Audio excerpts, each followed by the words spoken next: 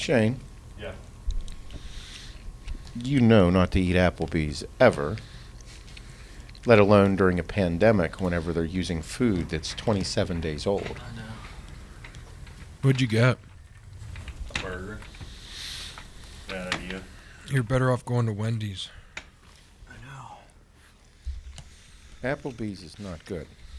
No, it's trash. Like, it's not good at all. No. It wasn't my idea.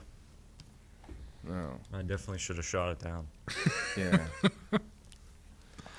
Should have put my foot down. I won't eat. I won't. No go. You know who makes a great pizza pie? Let's hear it. House of 1,000 Beers. Oh, they kill it. I just love that little pizza maker they got. It's Yep. like a little conveyor belt oven. Their they pizzas kill are it. fire. Their food there is. Some of my highest rated pizzas. You know, this goddamn bullshit around here with this fucking douchebag cocksucking governor and the fucking thing there. Fucking this all up for small businesses. Like, you go into places and you're like, wow, you look skimped over. Yeah, it's because they don't do the same fucking revenue anymore. Mm-hmm. People have no fucking clue how hard it is to run a restaurant. Like, I'm not in the restaurant business, and there is no part of me that will ever fucking be in it because the margins are absolute trash. Yeah. And you don't make a whole lot of fucking money. You have to be phenomenal to make really good money in the restaurant business. Like, it's a bit much. Yeah. And just fucking this shit all up. Fucking it all up. I could not do... Nope. I couldn't do the restaurant business. There's a few jobs in this industry, in the world, that I cannot do. One of them is wait on people. I could not be a service person. Mm-hmm. I could not be a waiter. No fucking go. My personality does not meet that job position. I think that if you were like, Seth, you get paid $1 million to be a waiter, I'd be like, listen, it's a lot of money. It's a terrific amount of money. But I don't think I'd be able to make it a year. No. I think I might make like $500. It'd be an hour. Mm-hmm. It's why I'm not a fucking asshole when I go to a restaurant. That's exactly why I'm not an asshole when I go to a restaurant. I worked in a restaurant for about 3 hours. I couldn't make it. I was washing dishes, and I thought it was going to be like a really Easy gig? Easy gig. Just Don't washing got to dishes. deal with people. Like, I don't got to fuck up orders. I'll be good. Burning my fucking hands for like 3 hours. I'm like, hey, oh, I'm done. I'm out, bro. I'm leaving right now. They're like, you're not going to finish the night. I'm like, I'm not finishing the night. Listen, I don't need to finish the night because I ain't coming fucking back ever again. Nope. He was really nice too. Like, The other one is sorry. Go ahead. no, he like paid me cash and I left. Like, it was like, He's like, here, get the fuck yeah. out of here. Thanks for wasting my time. I knew it was going to be like this. The turnover has to be insane at a restaurant. Yes, turnover. I would think so. But then again, that's why Eddie V's and good big restaurants that we go to, why like I really enjoy good service. Like because you're spending a lot of money. Like I saw this meme or this, I guess it was a meme. It was not. It was a motivational meme. Denzel was in it. Yeah. Anything with Denzel, I love. Yep, me too. Big Denzel fan. Mm-hmm. He probably smoozed me into having sex with him. I don't know. I think so. He probably could. Yep. But anyways, or like Training Day, doing drugs, He's getting 61, I think. God damn. Yeah. Anyway, it was about that his time, like the money that he spends isn't money, it's actually his time. You know, I'm paraphrasing right now, but that made a lot of sense. You know, because whenever you spend your hard-earned money, you're spending your time on it. Mm-hmm. You're spending your time at work, and it's like your worth. So then, like, what is your time? What is the time that you spent worth on a product? And that's where I look like, because the better of a person that I have become. Not that I was ever a huge piece of shit. Did some pretty shitty things, but like the way I spend my money and the way I treat people, the better I've treated people, the better things have gotten for me. Mm-hmm. And it's not that I roll over and do all this shit for people. However, I make sure that the people that work hard also are recognized for it. I think and the more I've done that, the better things have become. But whenever I do get shitty service somewhere, that I'm spending a lot of money, I let people know. It's only happened at one spot so far. One place out of the we're up there with restaurants. Yeah. We're well above 50. I don't think we did 100 restaurants yet. Together? Yeah. Yeah. No. Just in general, like each Yeah. of us. Yeah. I don't think we're at 100 yet. I think we're probably around like that 70 mark. Between the four of us going to restaurants. Yeah. But the only one was right here in Pittsburgh. Was I with you? No, it was him and Hannah. He remembers. Monterey Bay, that's what it's called, Yep. right? Yeah. Yep. It was not good. I was very disappointed. It has a really great view, but like just in comparison to every other steakhouse I've been to, like it was like, bro, it was like if I was a woman and I was getting all excited because this fucking tall drink of water I'm going out on a date with, fucking handsome, got money, nice car, everything. Like this might be the one. And then it's a fucking 8-inch flaccid penis. Fuck am I supposed to do with that? Supposed to drive it home. You're supposed to, like, lay the law, and I'm supposed to, the whole nine. Nope. 8 inches of flaccid penis. That's what Hannah and I got that night. Yeah. I was pissed. Man. It sucked. Yeah. But they might do better now. Yeah. It was, I mean, that's why, like Eddie V's and Capitol Grill, like I don't have anything to say bad because out of everything that we've ever done there, they've just been, and everybody that goes, it's been a spectacular experience. Even They fuck. Yeah. They have a 9-inch thick dick. Yeah. And you're gonna like it all. Like as a whole, Whole like all of them, because apparently these guys are going to other locations and are getting like, Oh, really? bro, a couple people were I like, wonder if we're nationally known for telling people to go to Eddie V's. You think like we go to other places? We're the guys. Yeah. Like you fucking douchebags. Get the fuck out of here. yeah, like Mr. Eddie V, he probably is like, I know 4DH pretty well. That's such a dickhead thing to say. Nick Foles' dad. Oh yeah, Big right? Dick Nick. Yeah. He just knows. You got a big dick too, Mr. Big Dick?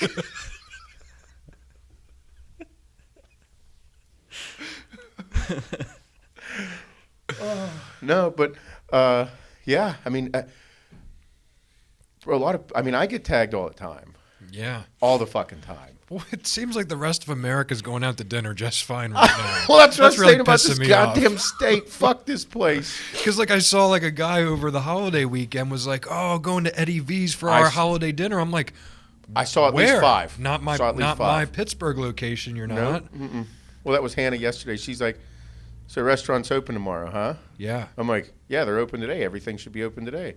What are you doing over there? There's a big giant hair on my weed pen. I mean my tobacco or Your CBD. CBD. It's earthy. It's a giant Kim hair. But she's like, "Is it open tomorrow?" I'm like, "Everything's supposed to open up tomorrow." And she's like, "Are we going?" I'm like, "Actually, that'd probably be a great idea. We should go support them." Yep. Even a place like that falls under the umbrella of a big company, like, bro, that doesn't matter. The employees are still feeling some heat. Yeah. The everybody's feeling some heat, and it's only really two industries: restaurants and fucking gyms getting spanked. But gyms stayed open around here. Nobody fucking closed. Nope. Nobody closed around here. Nobody gave a fuck. I ain't closing. You can suck my dick. Only, yeah. Pieces of shit. Yep.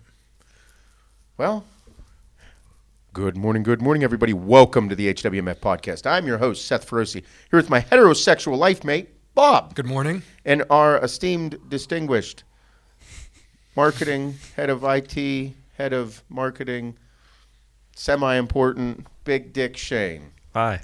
You look like hell this morning. Yeah. We already established it. Just one more time. Yep. You should have put a hat on. I should have. Yeah, we have hats here if you want I to look have better. hats in my Okay, office. good. Yeah. Should I go get one? I don't know. I might. Something about his face. No, but it's good to be back. New year, huh? New year, new me.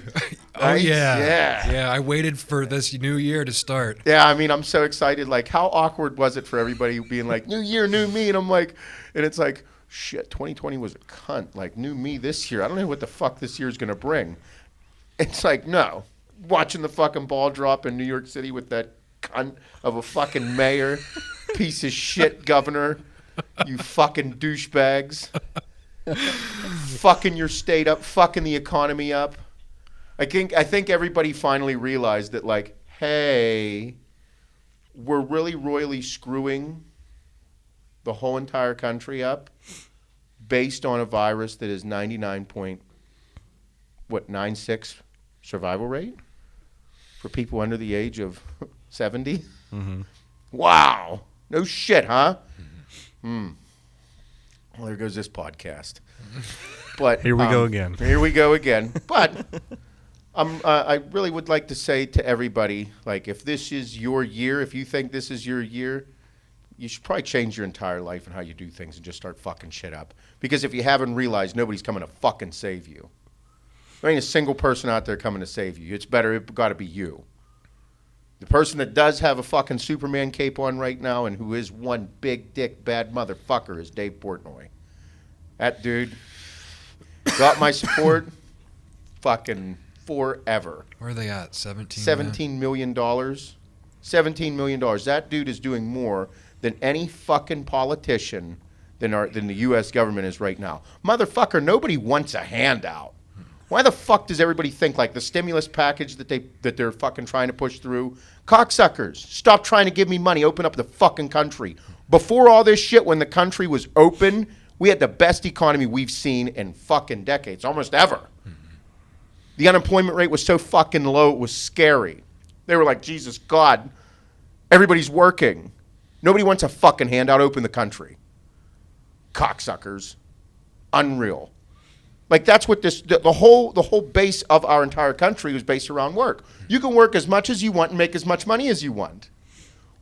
Before this pandemic, there was less people out of work than ever before.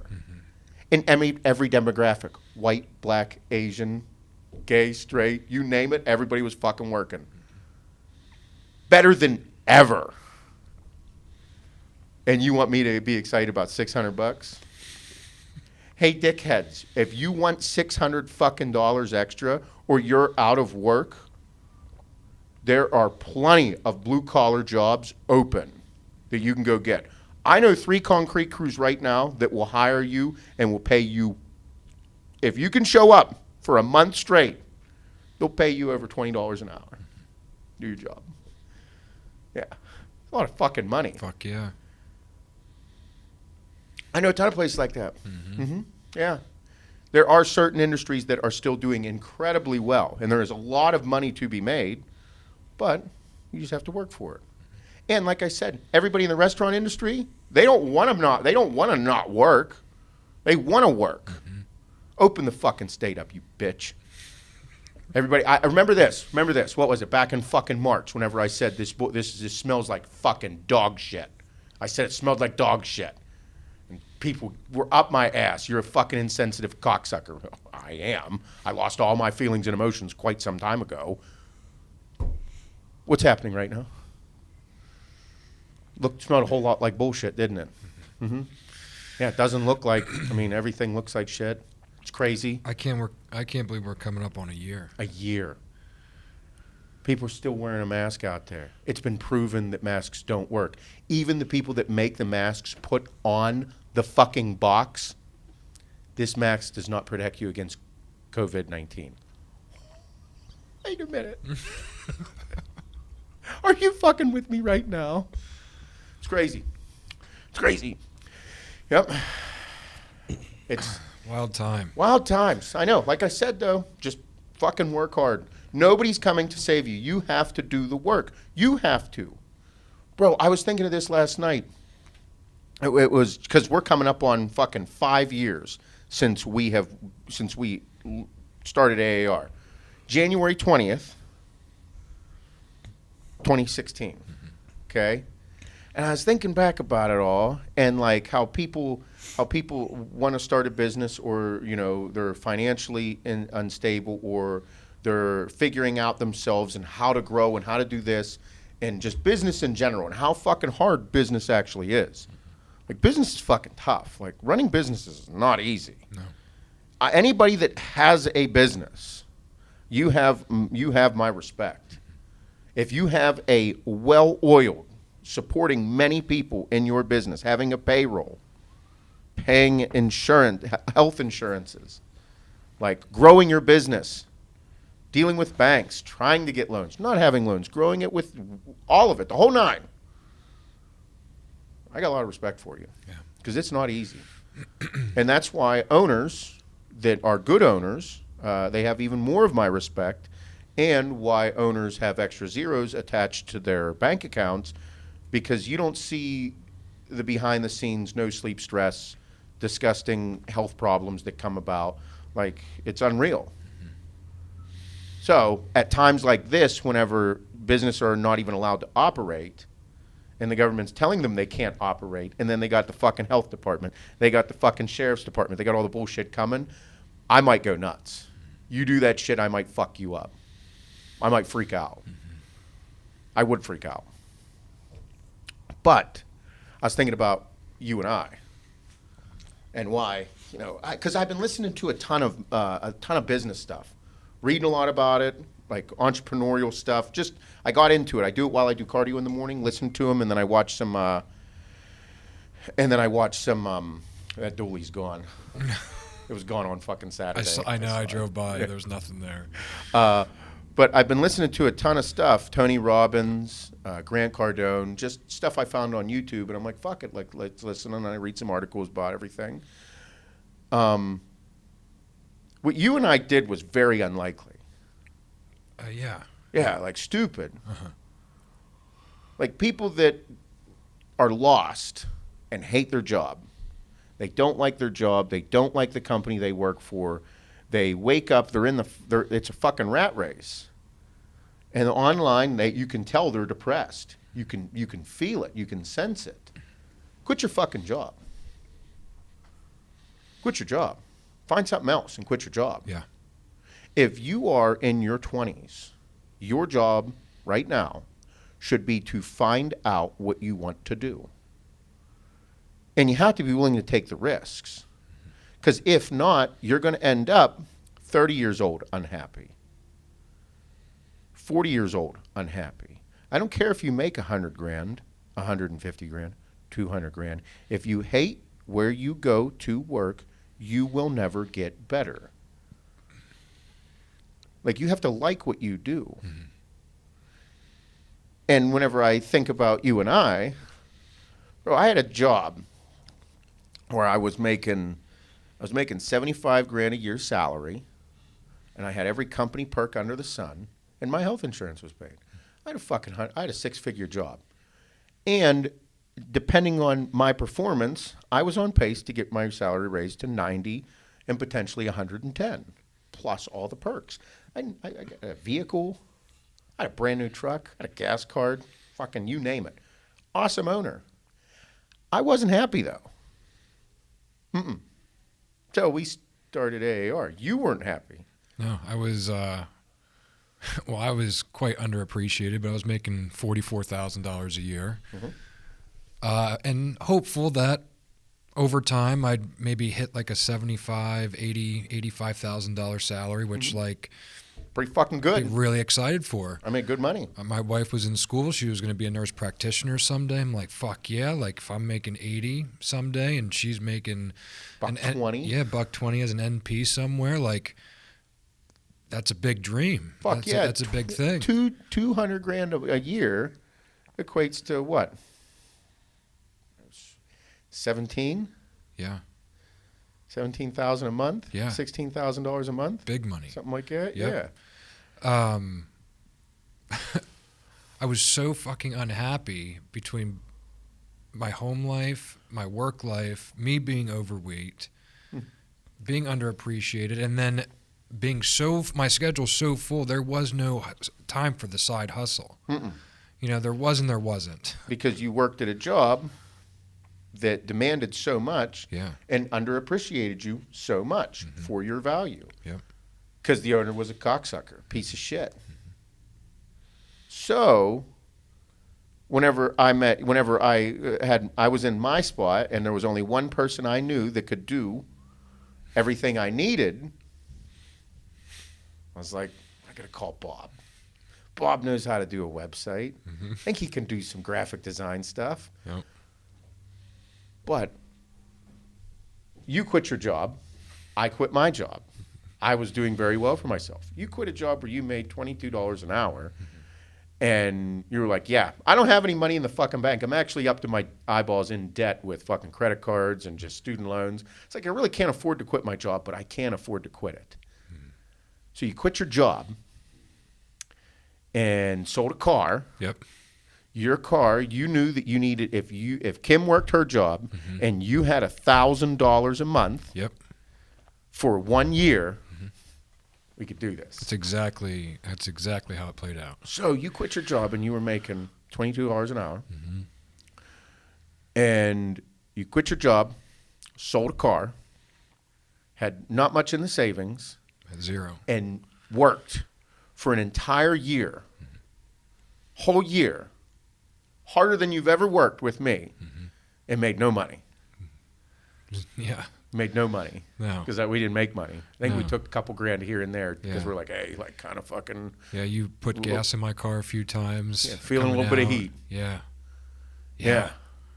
Like I remember the holidays that year. Yeah. I remember how it felt. Having no money. I remember the reasons why Kim and I said we weren't buying for each other. Yeah. That we just didn't feel like it this year. Yeah. It's better this way. Yeah.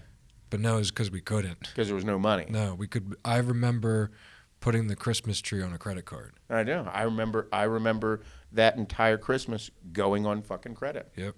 I remember it. I was like, I'll be able to pay this off month to month until the next year. I'd be able to pay off X amount of dollars per month for 12 months, and I'd be good and ready for Christmas the next year. Yep. Because I'd probably put Christmas on credit again if things didn't get better. But I was in a better spot mentally than I ever was previous to that. Yep. So we had to be willing to sacrifice everything for something better that we both loved. Is that not fucking crazy?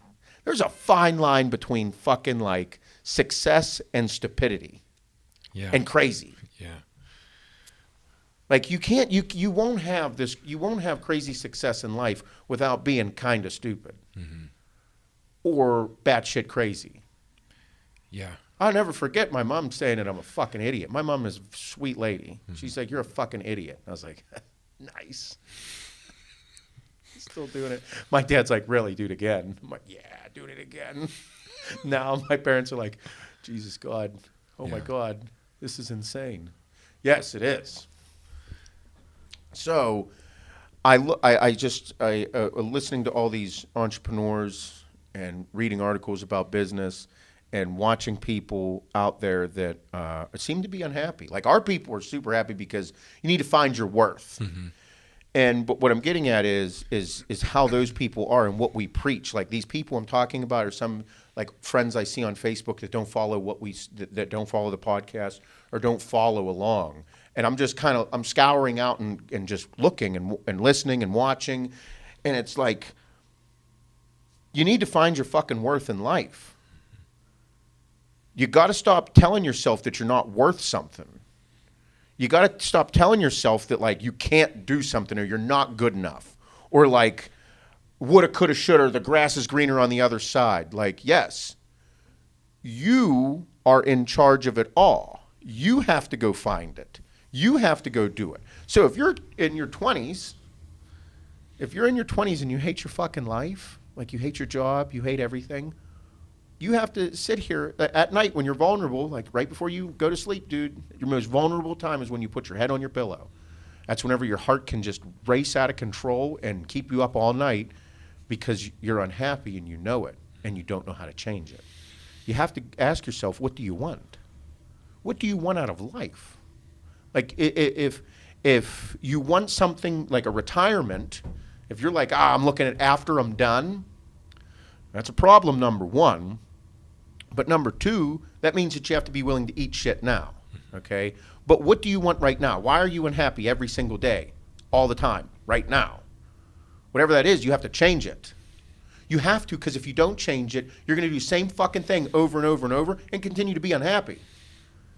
If you're stuck with something and you're unhappy with it, but you're just comfortable being unhappy, that's a fucking problem.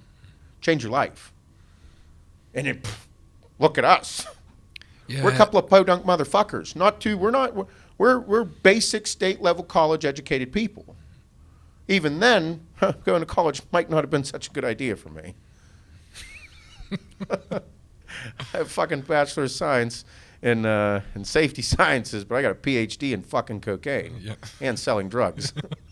Which it might be a benefit now. Yeah. It's a resume builder. Yeah. Resume builder. I sold the best cocaine at IUP. Year and a half running. Didn't get caught. Almost once. All right, we're interested. Now you got my attention. No, but fuck. I think that I see people that are stuck, and I'm like, you need to do something different, dude. If you're unhappy with something, you have to talk about it. Mm-hmm. You have to talk to yourself about it, step one, and then you might have to voice your ideas, but you have to be willing to follow through with it. If you start voicing your opinions and ideas, you got to be able to follow through with it. Mm-hmm. Yeah, and I mean, and you got to follow through with it from here going forward. Long time. Like it's like that's where this like success grows, is when you do a certain thing for an extended period of time, not 90 days and be like, it just didn't get there. Oh, a year, just didn't get there. And it's like, if you want success, if you want something that you would consider success, you have to be willing to work for it tirelessly until you get it. Mm-hmm. That might be 1 year, that might be 2 years, that might be 5 years. You have to be willing to work for it. Well, yeah, and I didn't just have to change one thing about my life. Like, it was a lot. Like, yeah, one thing may have been influencing other things, but I needed to change my job. I needed to change how I ate. I needed to change how I slept. I needed to change how I treated my wife, how I treated my family. Mm-hmm. Like, and I didn't fix it all out of the gate. I mean, the one thing that fixed a bulk of it out of the gate was quitting my job. Like, that was what started it all. But then I got that sense of relief and that better feeling, and I didn't have to drive to that fucking piece of shit anymore. And like, but then I had the hardest financial 12 months of my entire life. Yeah. Like, it's not like I was living at home and like, I quit my job, I just can't go out Friday night. It's like, no, now I have a fucking mortgage. My wife is in school and works full time. She's expecting me to somehow like help provide a little bit, 50% of the bills, or so she doesn't have to pay my own personal debt. Instead of saying, hey, I quit my job to work on this startup company. You did what? Oh, God. Yeah. Yeah. Meanwhile, on my end, quit my job, have 2 fucking kids, going through a fucking crazy, horrible, terrible situation in divorce that is just ungodly. And it's like, holy fuck. It was the wildest times of my life. Every odd was against us to not succeed with that, with AAR. And I that's what I was getting at here. I forgot about that and then reminded myself last night of it. And I'm like, everything was kind of stacked against us. Like, you know, those feelings that everybody talks about, the world's against me. Yes, I believe that it is. Like, if you're going to grow as a person and do something that's worth it, I believe that it is going to be incredibly fucking difficult. Because the reasons that we got caught up in the rat race was because we just got comfortable because it was easy. It's easy going to that facility. It's easy going to that job and getting a paycheck. We as human beings find it easy. We choose the easy road. Yeah. When you choose something that is difficult, it's going to feel like it's stacked against you because it fucking is. It is. And that's why whenever you reach a certain level of success that you deem success, enjoy that shit. Live it the fuck up. And like you and I both said, if we ever were to own companies, if we were to ever do it, we'd be great owners. We'd make sure the employees are appreciated. Yep. we'd make sure that it's a good place to work and there is opportunity for growth and you will be appreciated no matter your age. It's all about your fucking value. Yep. So we have to put our money where our mouth is. And along the way, like you hear people say, you shouldn't get in business with people. You shouldn't do this. Oh, fuck, we got 3 business partners. Mm-hmm. There's 4 of us to get total. It's like, man. And everybody that's like, oh, that's a really bad idea. You shouldn't have that. Well, dickhead, I'm good at one fucking thing. He's good at one thing. He's good at one thing, and he's good at one thing. We put all our, it's like fucking Captain Planet here. Oh, great all in TV one. series. Come something great. I'm waiting for him to show up. He hasn't come yet. Yeah. It'll be cool one day. Not yet. But doing all those things or having all those people together creates something great. And it's, I mean, bro, I watch everybody very intently just because it's somewhat entertaining to me and like I'm fascinated with what people do and their actions. Like, why would you do that? Why would you do that? And everybody's not the same. And that's what makes everything so wonderful. Yeah. But the evolution of what I've become, I question like why my head works the way it does. Like, I want to do business. I love it. I'm so fascinated about it that I want to do bigger and I want to do better because the better I've done, the more good I'm capable of doing. Mm-hmm. So I want to do more of it. But well, yeah, and I mean, I have a lot of people say that this isn't for them, like starting their own business, it's not for them. They don't have the mental capacity. They don't have this. They don't have, and it's like, bro, I had no business starting my own business, like none. Neither of us did. No, we just had an idea that we were really, really passionate about, and that we physically, like, bro, we got into apparel. Apparel is the most competitive industry on the fucking planet. Yes. One of them. Yes. It's apparel and supplements. Yep. Talk about saturated industries. Yep. You have to have something. You just got to have the shit. And what we've been talking about was the whole time, like, I love this hoodie. It's one of my favorite, HWMF. Mm-hmm. Being a hardworking motherfucker. Don't just be good at one thing. Be good at all things that you do. Anything that's doing is worth doing right. Mm-hmm. You don't have problems, just more work to do. You said it. You said whenever you quit your job, you had to change all these different aspects of your life. Not just one. Mm-hmm. You had to change them all. In order to become better, you have to change all of these things about yourself. Bro, what I have evolved into over the past 5 years is fucking things I never thought was possible. Yeah. The shit that I've learned about people, the shit that I learned about business, the shit I learned about marketing is unreal. There is no fucking school on the planet that can teach me what I learned in the past 5 years here than anywhere, ever. Yep. But like I said, business isn't for everybody. It's not. Mm-mm. It's not. If you're not one of those people, but you want more out of life, you have to work for it. You have to find the company that you can work at, that you are appreciated, and you do feel like putting everything you have into it. Because if you're at a job that you're like, I just show up, and like you don't give it your all, you really think you're going to get better? No. Not a chance. If you give it your all at that place of work and you're still not appreciated, then you have a problem. And it's not really you. It's who you work for. So you might have to like nut up, find a new job, and leave. Well, that's scary. Yes, it is. You know what also is scary? Sitting at the same fucking job, hating your life every day. That shit sucks. You don't want that. I did that. Mm-hmm. We've all done that. So it just might take time. And you do that shit in your 20s. Live it. And yeah, you're going to have a lot of hard decisions. I had 2 fucking kids. Quit everything. What are you doing? You're a fucking idiot. Yeah. Yes, I know. I am. I love it. But hence, I'm willing to take the risk. If you're willing to take the risk, you should enjoy the reward. And I believe that with everything. If you're willing to work the overtime, you should enjoy the reward of the overtime. You shouldn't feel bad about it. You shouldn't feel guilty for anything.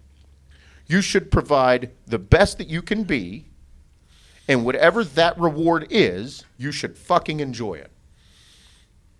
Fighters, they should get paid more. Bodybuilders, they should get paid more. Why? Because you're fucking killing yourself. You're going to die. It's a guarantee. Fighter, you think, look at all the people that have fucking brain problems, CTE. Well, you chose it. Yes, you did.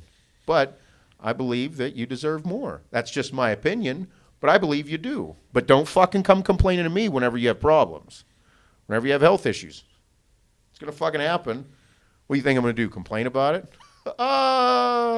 No, dude, I have a fucking awesome life. I do great things. I love everything that I do. I'm very thankful that I've had these opportunities to do things in my life. But whenever fucking Reaper comes knocking, all right, bud, that's how this works. So that's everybody is going to have those moments in their life, and you have to deal with the consequences. It's not anybody else's fault. It's your fault. Nobody's coming to save you. There is no knight in shining armor. That guy doesn't exist. You're it. You are that person in your life. I'm that person. And it just so happens when two fucking cool knights meet together and do cool things, Captain Planet might show up. I hope so. Yeah. But that's what I mean. Like, that's why it has to be appreciative, and you have to be willing to live and open up and do great things. You have to actually believe that greatness can happen. You know, it's like I said it in I think the YouTube video we did, like the things that we absorb, like the videos that we watch, the TV that we watch, all the stuff that we're watching and listening to, like that is food for our brains. So if you're listening to negative bullshit all fucking day, what type of person are you going to be? If you believe that you can do great things, like that's the first step. Just because you believe it or think it doesn't mean it's going to occur. It's going to be long hours and fucking challenged by around every corner. But you have to absorb the positivity. You have to absorb the good. You have to take to heart being a hardworking motherfucker. You have to put it in yourself and say, I can be that person. And then you have to start taking the steps. It's not going to happen over a fucking night. It's going to take time. We just got excited. In 2017, we did $400,000 in business. 2017. AAR did $400,000 in business. We've had quite the significant jump. More than tenfold. That's insane. I remember talking about that. It's half a release. Mm-hmm. Half fucking release. It's nuts. And I remember feeling literally shipping every single one of those orders that year. Yes. Like every order passed through our hands that year. Yes. Mm-hmm. I fucked up half of them. That was rough. Sorry. I don't do shipping. That was a rough time. I don't do good shipping. We did a My lot. head was up my ass and doing other things. Yep. But that's why, like, it's what we've been able to create from that.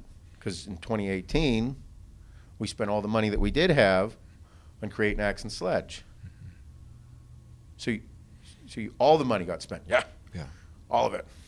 Spended it. Mm-hmm.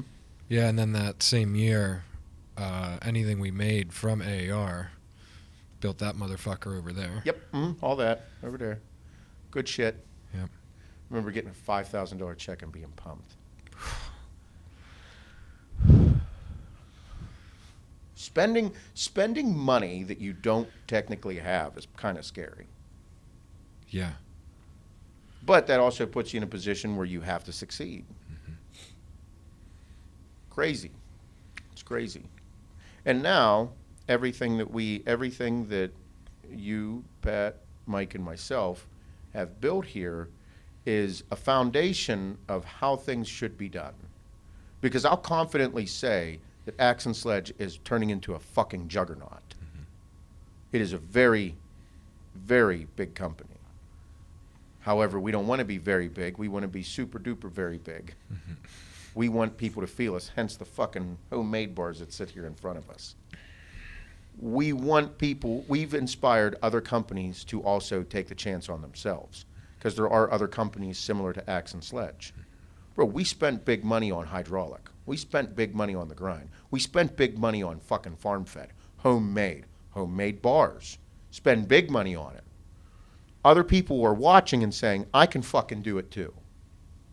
There are other companies out there that are very similar to us that are putting everything they can, because there are other shitty supplement companies out there that are just doing run-of-the-mill bullshit, fucking shitty ingredients, make you feel like dog shit, make you feel super duper high energy because they're using garbage, cheap, high stimulant products just so you feel something, so you think it's good because they're treating you like a fucking moron.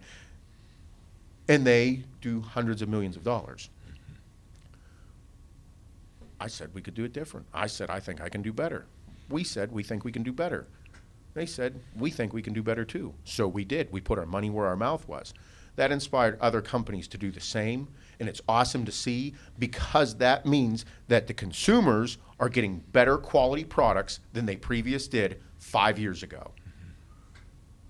And at the end of the day, this is all about the consumers. This is about making sure that they have great products to make their parts of their day better. Your day can be better because of what I'm producing. Fucking right. I fuck better whenever I go to Eddie V's. Why? Because I feel fucking special. I fuck better when I do more cardio. Why? Because I feel better about myself. Those are real things. So that means that their service, what they're providing me, makes my life better. Fuck yeah, you're awesome. I like you. Hence the same thing that we do. If our products, everything that we produce, makes your workouts better, that means it makes your day better. That means your relationships are better. You're a better person because of what I'm producing. Fuck yeah, I'm going to work my balls off for you because I want you to get laid. I want your dick to feel special. Ladies, I want your pussies pounded. It makes me happy. Why? I don't fucking know. Maybe I'm just a jerk off. But that shit excites me. So I will always do everything I can to produce the best possible products for our consumers, like other companies are also doing, because they're taking a chance on themselves. Yep. Can't fucking be better than that. I love that shit. Hence the homemade bars. They look really good. Really fucking cool. Like, you had a few. Huh? You had a few. So Jesus. I'm sorry. I mean, I got them whenever they came in. I was all excited. Aren't you gonna get them? But out of the gate, 3 flavors: peanut butter chocolate chip, double chocolate brownie, and salted caramel crunch. This is the homemade bar. This has the homemade protein blend in it, so it is a blend of whey protein and all-natural food proteins, bovine, egg white, collagen. These bars are not the outright bar. That was the biggest question. I teased it on my stories, and people went absolutely batshit crazy. Mm-hmm. This is not the outright bar. With us, you can't just, other companies have taken the outright bar, their manufacturer, and then just repackaged it and said it's mine. No. The outright bar has its place. We wanted ours to be different. We wanted to have an ingredient profile that fit exactly what I preferred. Yeah. And the consistency of what also I like. I didn't want it to be dry, but I didn't want it to be hard and chewy. I wanted it to be, in my opinion, the perfect consistency, because I wanted to be able to open the thing up and bite it as I'm driving or as I'm doing something, and it not be flaked everywhere, and it be what I wanted. It might have taken us 10 months, yeah. But it took so long for us to do this because we wanted everything to be our way. We didn't want it to be somebody else's. We didn't want it to be somebody else's thing. We wanted it to be our way. We wanted to have our look. We wanted to have our consistency. We wanted to have our flavor profiles. And with us, fucking flavor profiles are massive. Huge. But you can use shit trash ingredients and get a great flavor and fuck your belly all up. So what was on the top of our list? It has to look cool, number one. Yep. So the look was, Mike, he just Nailed big it. swinging dick. Yep. The consistency. and the flavors had to be on point, and it had to be done so that you didn't mess your belly up. No gas, no bloating, no farts. Like a shitty protein fart's bad. Like I get the protein farts, and you can't come in my office. That's embarrassing. Yeah. I don't want nobody coming in my office and they smell like shit. Like my fart, I had a protein bar. Get the fuck out of Yeah, here. you don't just explain that. Yeah. Then you're good. Oh, yeah. I get it. I'm really glad I'm sitting in your fucking shit. No, it was all natural ingredients, flavored naturally. I could not be more proud of our entire team of producing this bar. Mm-hmm. Well, yeah, we had a very high standard because, homemade is one of the cleanest products on the fucking market. Yeah. We wanted this to be such and also meet the macros that we wanted it to have. Absolutely. Because for me, this bar that we created was my 9:30, 10 a.m. snack. Yep. That's what this bar was created. This was my 9:30, 10 a.m. snack while I was working, or right before I would go train, an hour before I go train. If I was working out in the field, this is what I would go with. Because that's what I did go with at certain times. But, for example, salted caramel crunch, which my mouth's watering because of it. You actually taste the salt, the caramel, the consistency. It actually has you bite into it, and as it meets your saliva, it has like a velvety consistency and just pretty fucking incredible. But 10 grams of fat, 22 carbs, and 21 grams of protein. Like that's exactly what you need, 10 a.m. snack, 2 hours before lunch, or right before you go train. Yep. Unreal product. I could not, like I said, I couldn't be more happy and proud of the team and everything that we've done to make this bar. It's going to set a new standard for doing things. Mm-hmm. Because we wanted our own thing. And everybody, I posted it and I saw it fucking everywhere and everybody's like, oh, it's the outright bar. No, dickhead.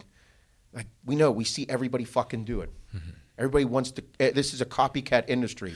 At the same time, if you're saying that about a company, it's like, dude, other companies make fucking pre-workouts. How many fucking high-stim pre-workouts are out on the market? How many fucking pump pre-workouts are out on the market? How many times can you do a certain fucking protein? He did chocolate protein too. Can you fucking believe that cunt?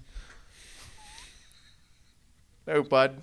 Part of working in a saturated industry is creating your own and leveling the fuck up. You have to be willing to level up and take the time and invest it into something that you think can be better. Mm-hmm. These motherfuckers. These are it. And I think everyone that's been following along these last 5 years, they know we literally don't talk about anything that we don't love or we're not passionate about. But if these bars sucked, I couldn't sell them. Yeah. That was, like, to be honest, that was our biggest worry this entire 12-month process of coming up with these. Yeah. Biggest fear was, like, making sure this was something we stood behind, like hydraulic, like farm-fed, the first fucking protein you could ever drink. Yes. Like that was our biggest thing. Yeah. And if it didn't live up to that, we couldn't do them. Bro, I've been a supplement guy my whole life. I love them. I think it's great. I like taking them because they make me feel special in the gym. My gym experience is my day. If I feel more special at my experience of the day, fuck is my life even better. Mm-hmm. That's the whole goal. So, and I've built this. I've worked for shitty supplement companies. I've been around them. Mm-hmm. I know what it's like. So I know the industry very well now. And getting involved in this, yeah, fuck yeah. It's tough. Bro, we had to spend a lot of, the amount of money and time we spent before we make a fucking penny on this is unreal. Mm-hmm. But I like them. I'm excited. This is part of it. If you can produce a phenomenal product for your customers, you will do good. Like hydraulic, first of its kind. 5 patent ingredients. Now, like I said, you see other companies putting multiple patent ingredients into a product because you leveled up the way things should be done. Yep. There was companies out there that would put 1 or 2 in there, but I'm like, well, why aren't you using, if there's patent ingredients for this, this, and this, why aren't you using it? And I was like, oh, because they're more expensive. So you don't want to spend the money to make it, in a sense, bulletproof, given the fact that everybody loves science and everybody likes to make sure they're taking a top quality product. I want top quality ingredients. Then why aren't you using a quality of an ingredient that you can't deviate the quality. It is what it is. So I was like, let's do that. Pat's like, well, that's expensive. I'm like, well, Pat, I want to take it. I'd like to eat my own fucking protein bars and not get the shits. I'd like to take products and make sure my belly feels good. You get me a protein powder that I can actually drink and doesn't make me shit my pants, I'm game, brother. Let's go.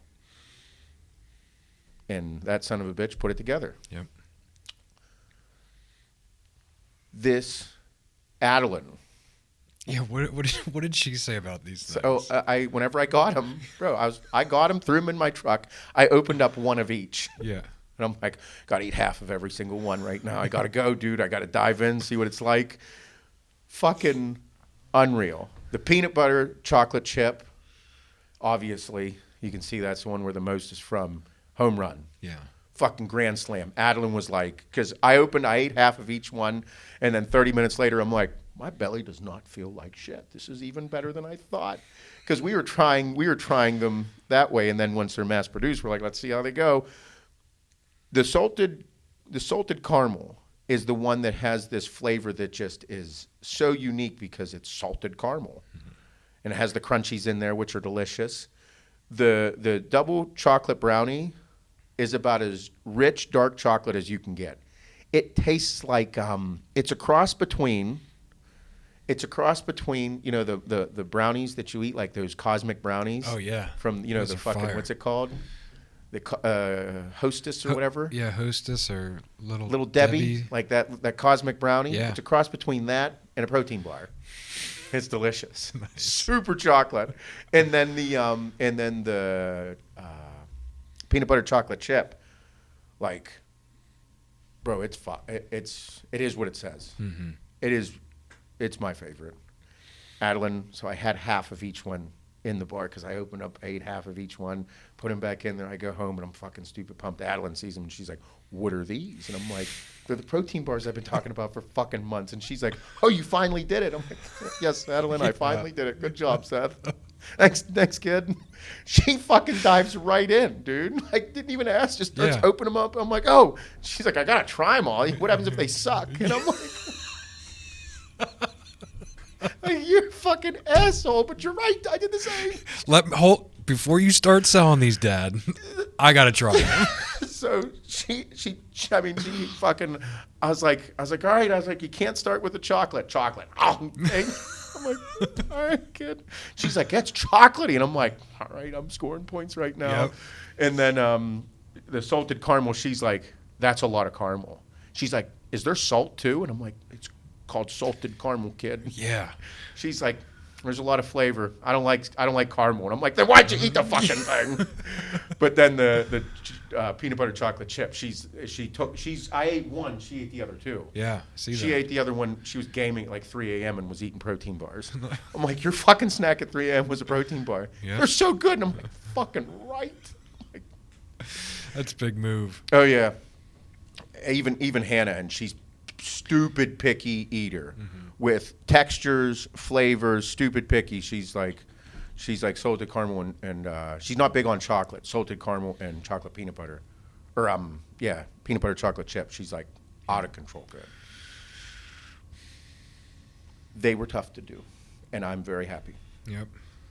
The consistency's a big deal for me too. Like the texture, like having a dry. If you have a bar that's too dry, like it'll flake and it just. I wanted something that was delicious with coffee.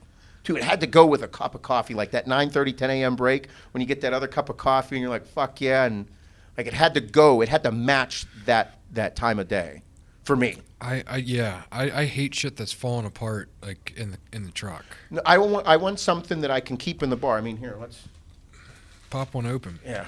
So this is big for me too.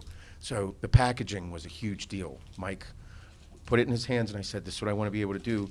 But, like, the matte packaging quality, it's like, it's not trash. So I was like, when I got it, I wanted to be able to open it up like a bag of chips. Like, I didn't want to have to tear the top. That was a legitimate request. Yeah.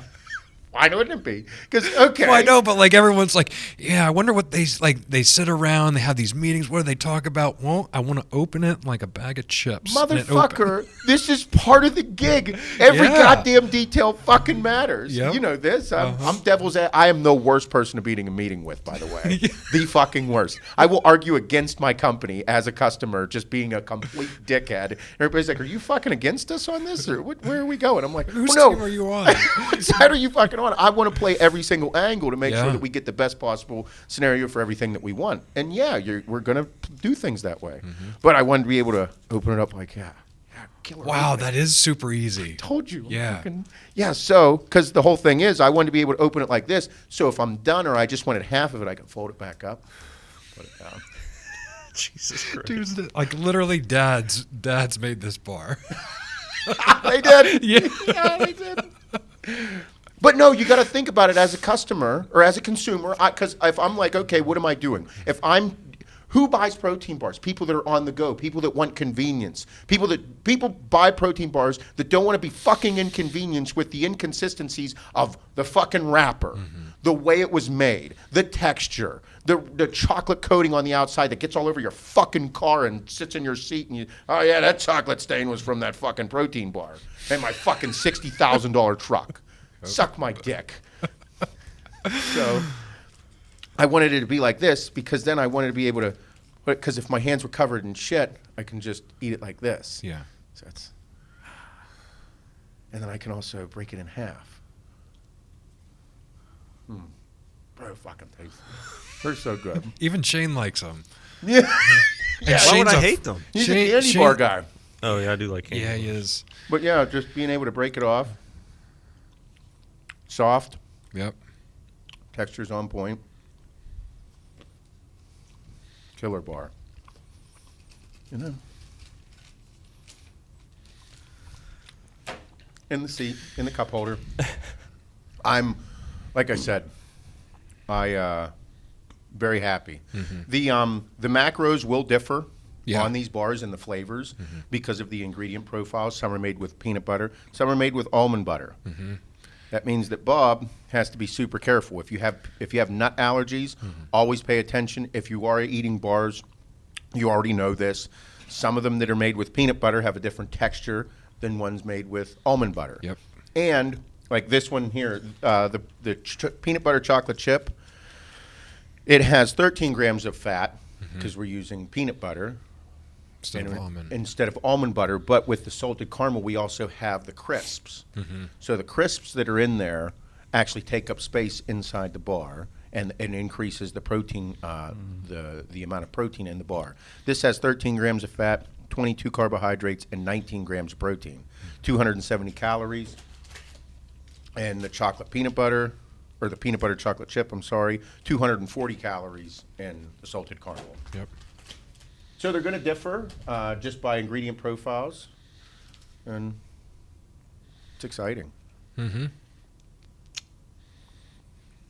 Couple weeks, right? Be available. Yep. Like I said, dude, it doesn't leave a shitty aftertaste in your mouth. It tastes like peanut butter chocolate chips. It is. I'm glad we named it that. I am too. I think we're pretty good at the flavors. We're pretty good at that, right? Like naming the flavors. Yeah. Having a lot of fun. Yes. Yeah. Well, that was part of that. That's why, like, I don't get too bent out of shape when I see like another company like have like a cool flavor name or something comes up. It's like, dude, if like that's your shit, if like that's the company you support, they come with a cool name, like they're having fun with it. That's what I like to see. Bro, you gotta be willing to have some fun. Like these look so cool. Bro, they look like I said, the box, the packaging. Like I said, the wrapper. Like I was an asshole about the wrapper. Now everybody knows why I'm a fucking asshole about the wrapper, because it's the best goddamn wrapper I've ever used. It's supposed to be that way. We're gonna have the best wrapper reviews. Top notch. In the market. Hands down. Yep. Dude, there's legitimate snacks that I love that I hate the way they open. I won't buy them because of that. But that's why.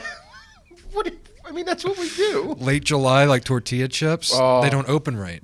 It says tear here, and there's no fucking start of the tear, and then it rips the whole fucking bag open. Great chip, though. One of the best. Mm-hmm. Mm-hmm. Can't open in the car? No. As a person that loves snacking in the car, it has to match and be able to do what I want it to do. But that's part of being a consumer, and then part of having... It is, right? Dude. It is. That's part of the gig. Okay, so, Bob, if you made a protein bar, what are the things that you would do to make it better? Well, that's what I mean. There it is. That's what I'm saying. We sat in this fucking room, the four of us, for hours on end, designing from beginning to end. Mm-hmm. Like this, everything that you see by a company, everything that you guys see, the labels, the containers, the boxes, the wrappers, then you get the actual fucking product. Like that all takes time, effort, money. There is so much time and effort that goes into things that actually do cost money before a penny is even made. Mm-hmm. And this box, the way this box was designed, the way the wrapper was designed, putting Axe and Sledge for the hardest workers in the gym along the edge right here was designed that way. How the box was made so that when you open it, it's folded and placed here for this type of design display. And then if somebody tears off the back of this, there it is. If you have it look from the side, there it is. You have to take these things all into consideration when you're designing a box. Let's just get fucking people's attention to buy the goddamn thing before you even eat it. You might have the best fucking product in the world in there, but if it doesn't look good, who wants it? No. Mm-mm. You have to have every angle ready. Hence why we like cool flavor names. Yeah. Fuck you, Bobby. Shark Bite's delicious. Yeah, how many samples did you guys try before those were even made? Fucking countless. Yeah. Yeah. A lot. Like nothing. I agree with like everything we do, obviously, but I can attest to nothing that we do is developed for a one-time purchase. Like, fuck no. It's developed for people to keep buying it. We want you to like it, obviously. Yes. I mean, because most of the companies, like, okay, they do a special flavor. They're like, okay, we're going to make 500 of these flavors just to sell them out because they want to create hype around it. It's designed as a one-time purchase. If we don't do 10,000 units, we're in trouble. Mm-hmm. Of anything. Yeah. Anything limited, got to be 10,000 units. Or we have a ton of pissed off people. Yeah.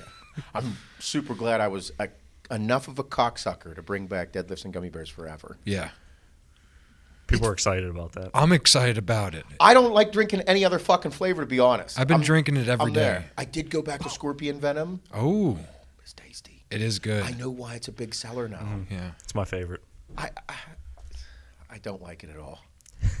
Scorpion Venom. Sucks. Fuck him. No, I dove back into it for a day and I'm like, fuck, this is really good. Mm.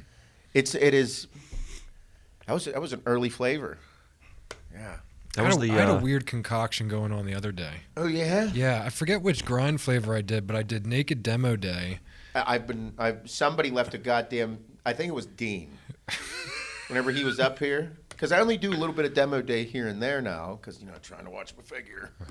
But I've dove into it recently. Somebody left a fucking empty Big Melons in there. I was really pissed off. I opened it up and I'm like, this is fucking empty. And then I was like, Dean was here. Yeah. I was like, you fuck dickhead. I don't know where that came from. He does like 3 scoops a demo day in a workout. Bro. Usually we have him doing 3 training videos a day when he's here, but I know I do. When I brought the Naked out, it was in my bag over there. So I did like an obscure grind flavor with Naked Demo Day and Pico 2.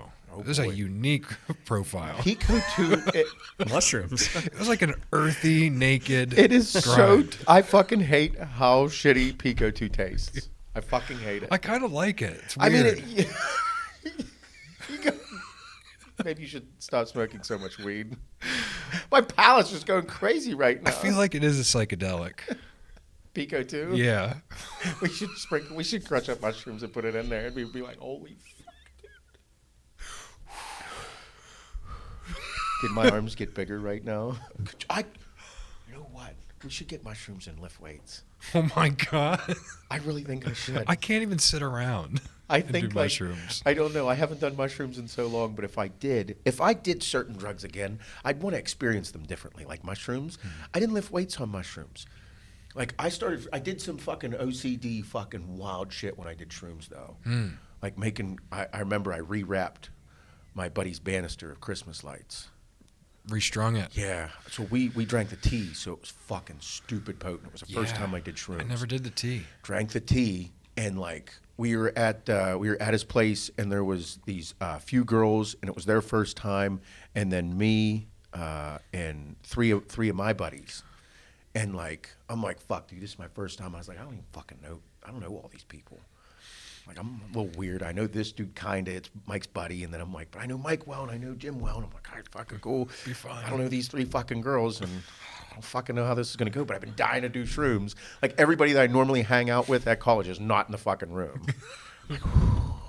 He's like, it's perfect, dude. He's like, we got 3-day weekend. Everything's great. And I'm like, hey, dude. And he's like, it'll be good. So fucking drink the tea and fucking rip a huge bowl.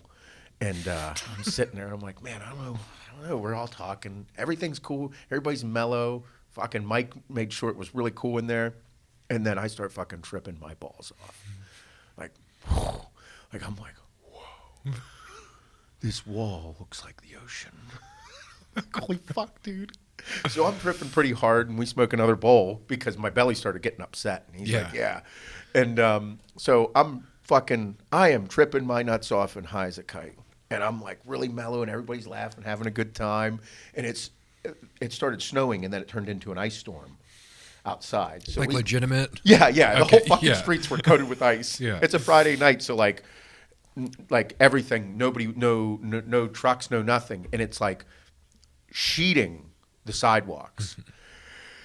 And I'm like, man, this is fucking crazy. Am I going to be stuck here? Stuck here forever? And then Mike's like, let's go outside. And I'm like, we're all fucking tripping our nuts off. What happens if the cops come? And he's like, but fuck off, they ain't coming. So we go outside. I'm like getting hit with ice in the face. And I'm like, oh, fuck. Just everything is a wild experience. So then I thought that kind of sobered me up.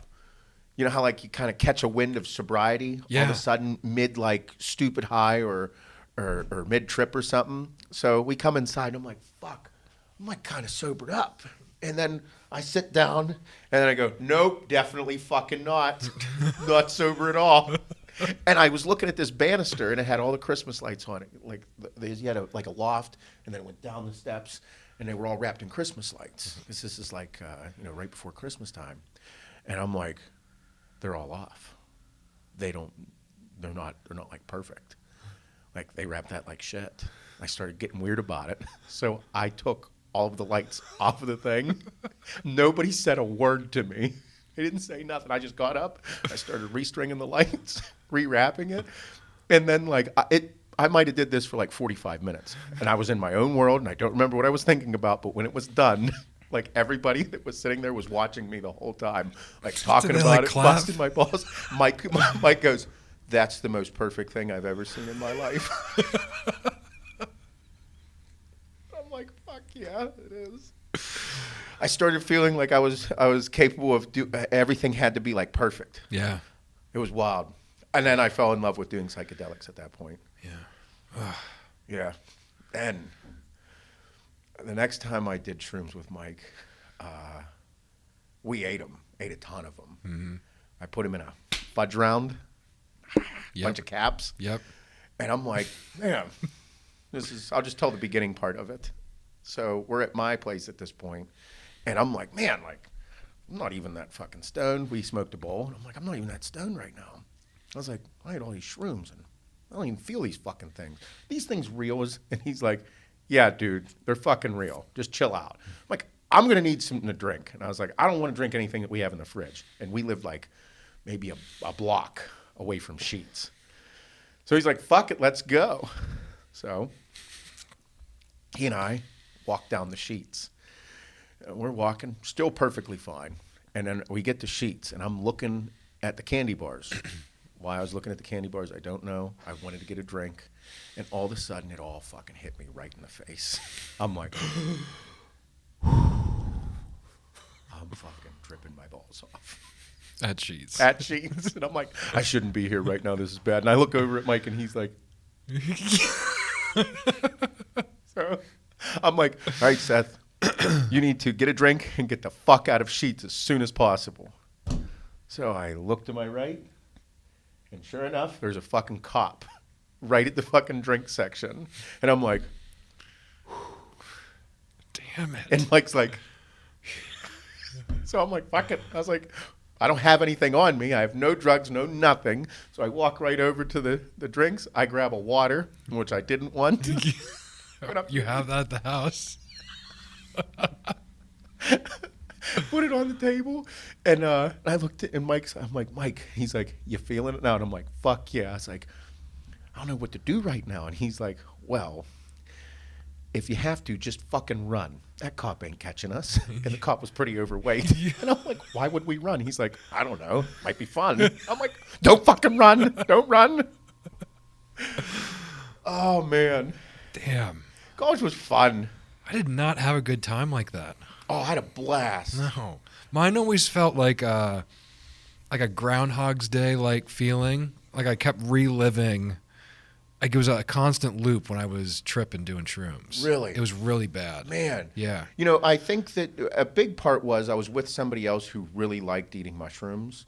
And like I did mushrooms with people who really enjoyed eating mushrooms. Yeah. And like only wanted to do fun things. Well, yeah, I mean, each time I did with like the same guy. He loved all drugs, you know?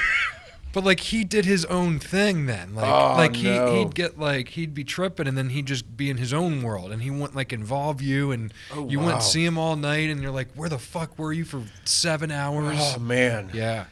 Yeah. No, I will say this, like that's why I'm fascinated with the human brain is because I've done a lot of drugs and they do expand your mind. Problem is you might fall in love with them. And then expanding your mind might turn into that's the mind you live in or the state, that you live in. Yeah. So, I mean, you're a functioning pothead, but, you know, it's not really like that, though. No. Because whenever I smoke certain strands of weed, I'm cool, dude. I feel actually pretty fucking phenomenal. Yes. Yeah, like almost like I'm not high. I just feel better and I think a little bit differently. Mm-hmm.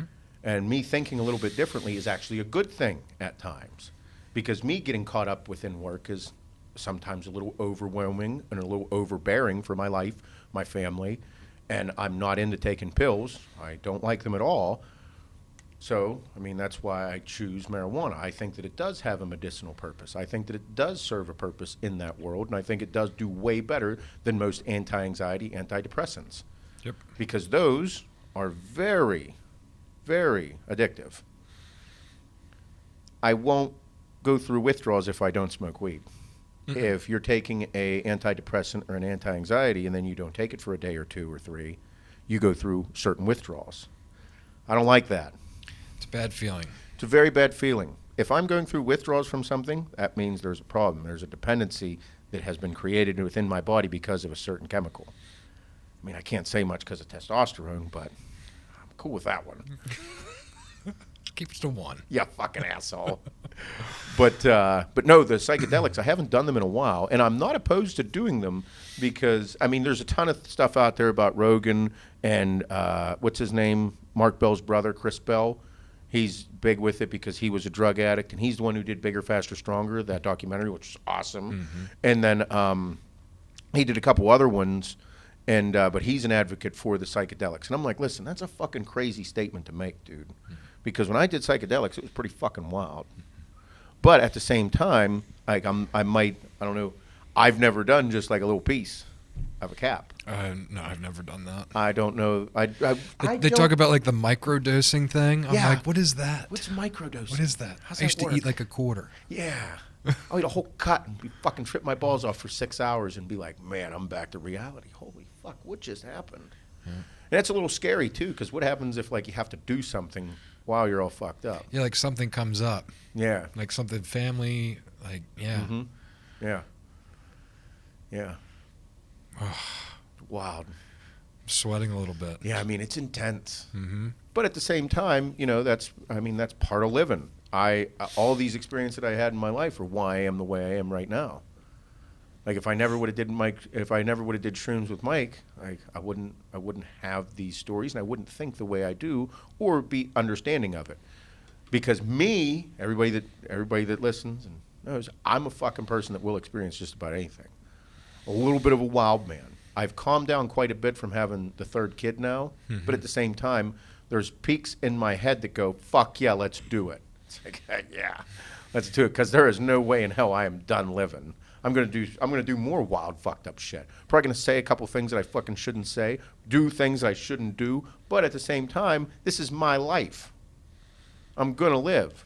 Do I make sure that I have things set up to make sure that if something was to happen, my kids would be good? Yes, have to. But I'm not gonna restrict my life and what I experience here just because of something. I can't do that. Then I wouldn't be myself. Because you want to lead by example. Like, if I tell my kids to always be safe, don't do that, be safe. No. They're going to think something's wrong if they want to do something crazy, right? I want my kids to do some crazy shit. Yeah, dude, guess what? You're probably going to do something and fuck your shit all up. You just got to get back up and keep going. Mm-hmm. What are you going to do? Live in a fucking bubble your whole life? Nobody who wants that shit. I don't want that shit. I don't like bubbles. No, I'm going to do shrooms with Mike. I'm going to fucking do cocaine and see what the fuck happens. Problem is, this is something that I said for years. The problem, not a problem, what you are going to realize within your life, if anybody young is listening, there are going to be certain things in your life that you just gravitate towards. And you have no really understanding why. You just do. Like, there's going to be, you could line up, you get 100 people, and you could put 10 drugs in front of them, okay? You could put cigarettes, alcohol, marijuana, cocaine, heroin, food, did I say cigarettes already? Mm-hmm. You could put all these shrooms, meth, you could put all those things lined up in front of 100 people. Those 100,000, whatever, they're not all going to choose the same thing. One of those things is going to grab you and never let fucking go. Take heroin out because apparently it does that. Let's put in fucking put in opiates, just pills. Mm-hmm. If you put those in front of people and you did them all, not at the same time, but no, Bob, you did them all, one of them is going to grab a hold of you and not let fucking go. They're just going to hold on to you. And you really have no explanation. I don't know if it's a personality thing. I don't know if it's a mental thing. I don't know if it's a gene or whatever it is. I don't know the science behind it. But I know that whenever I took certain things, man, they just kind of hugged me. And they didn't let go. It was crazy because I did pills. I did opiates. I didn't fucking like them. Get out of here. It made me sick. I didn't want to do anything. Did not make me want to fuck or tear a building down. So that's what you're looking for. Personality thing. Well, I've done so many things that I've realized what I really like. So, did cocaine and I'm like, fuck yeah.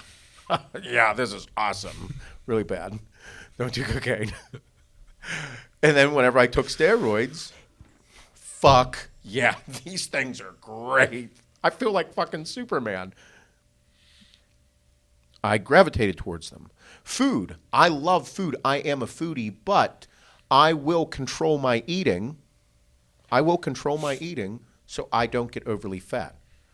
I have a certain look that I'm okay with, and whenever I get to that look, clean your shit up, you fat fuck. I'm there, by the way. But my sister, she's a foodie. That is her drug of choice. She loves all foods. That's her thing. You know what I mean? Mm-hmm. Just like my thing was steroids and fucking cocaine. Those were two that just grabbed a hold of me. And I've grown to the point where do I like steroids? Yeah, but will I do certain ones? Fuck no, dude. I like my HRT and I love growth hormone. I like training right now. I'm enjoying myself. I might do a little bit more test, but I keep things in my head because there's no super big purpose to take 700 megs of Tren a week again, other than Tren Deck, because it's fucking, tearing down buildings and fucking. I like those things. They're going to say, like, tearing down pussy. Tearing down pussy and eating buildings. But I think those are all things that we as people, as individuals, have to find out about ourselves to become better. Mm-hmm. Because you can't really become better if you just always sit there within your safe zone and kind of hang out and do the same fucking thing over and over and over and over again, but then all have this feeling inside of you that you wanted more. If you don't have these feelings, like I have had those feelings, that's why I did all these things. If you don't have those feelings, then you don't have to focus on that. Focus on different things. But these were things that I've done to get me to this point, Mm-hmm. Like people may have not experienced with like actual drugs, but like looking back, like with me, like me overeating and sleeping all the time on the weekend and going to the bar and eating chicken wings and pizza and all that, like those were my drugs. Yes. It was really, really bad. Yes. Yep. To the point that like I love the feeling of feeling that like that than having a great workout or anything to that nature. And it's not horrible for you, it's just bad for you. Mm-hmm. But it's not good for the other aspects of your life either. Mm-hmm. Because everything eventually will suffer. Do you dabble into it every now and then? Fuck yeah, it's still fun. Jump in, have a good time, live a little bit. But you realized what was good and what's not. Everybody there's one, I'm telling you, I don't care who the fuck you are, there's going to be things in your life that challenge you and grab a hold of you. Like I said, food, cigarettes, alcohol. Even just being complacent. Yeah. I mean, like anything, they're saying anything that like releases dopamine or serotonin in your brain, like why should I take a fucking antidepressant? Well, like, antidepressants are good because you have a serotonin deficiency. And now it's like dopamine deficiency. Well, maybe you don't have a deficiency. Maybe you're doing things that you shouldn't do that's not good for your mental well-being. Mm-hmm. Because I don't really take anything. And it's not like I find the things that I like to do that lift me up. Yeah. Rather than just always find a crutch. Mm-hmm. Like, do I get anxious and stressed? Yeah. Do I have stress relievers? Yeah. But I don't let them run my life. Mm-hmm. We all need to that's one thing you need to make sure of. Crazy. Mm-hmm. Man. You know what? Moving on to a new subject. It was New Year's. We didn't even talk about New Year's or anything that you did or didn't do. I know. I haven't seen you guys since last year. Yeah, I know. Nice one, Dad. Fucker. That shit's so funny. Bro, it's hilarious. Like, I'm going to take a piss. I'll see you next year. Like, is it me or...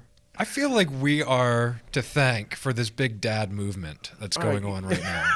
There are so many dad memes going on right now. I can't help but think we're the reason why.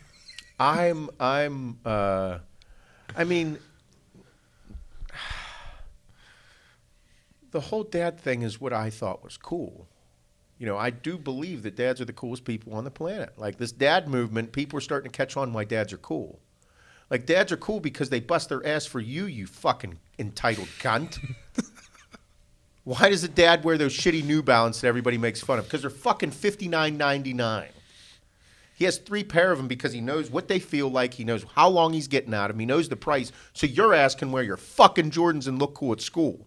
And you still want to say your dad's a fucking asshole. Okay, dickhead.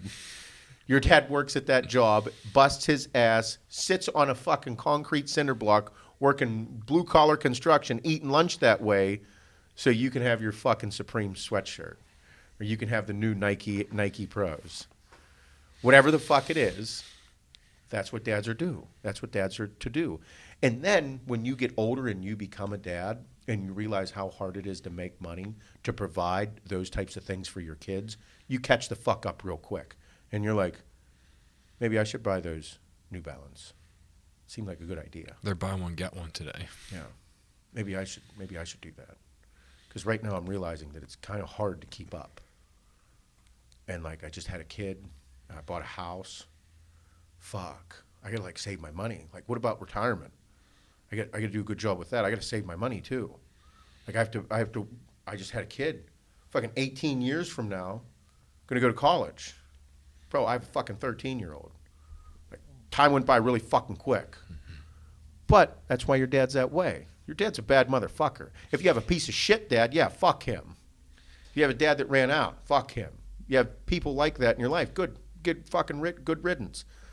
Best piece of advice, one of the best pieces of advice I got from Jeff.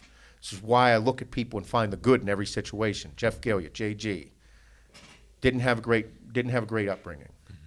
And he found a fucking reason to hate everybody. And one day he was told that he's like, you're searching to find the person that you want people to be for you. Stop doing that. All the people that you meet that you're finding all these flaws with, make that the person that you don't become. So there is good to come out of a shitty situation with shitty people. Don't be that fucking guy. Be better. You think that having a fucking deadbeat dad was not good? Good. That's a good thing. You had a deadbeat dad. Don't be a deadbeat dad. Simple as that. You have fucking kids, step the fuck up. Set an example for your kids that you want for them that you didn't get to experience. Dads are cool. Yeah. The dad movement, fuck yeah, Crocs are sick. Yeah. They are sick. Yeah, they're comfy. I want to try them on, though. That's why I haven't ordered a pair yet. You don't have a pair? You have Crocs? Hmm? No, you don't. Hmm? In my closet. I don't wear them. I like wearing my sandals better. Yeah. Crocs are comfy. They're, I don't know.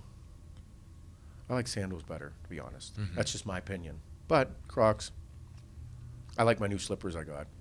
My mom got me new slippers, too. I love my new slippers. Hannah went big, and she won big points for this. She got me UGG slippers. Nice. They are the most comfortable slippers I've ever had. Yeah, they're big. And they're way, way more like well-made, like top-notch, high-quality shit. Are they slip-ons? So, no, they're like a moccasin, but my foot slides right into it, feels super comfy.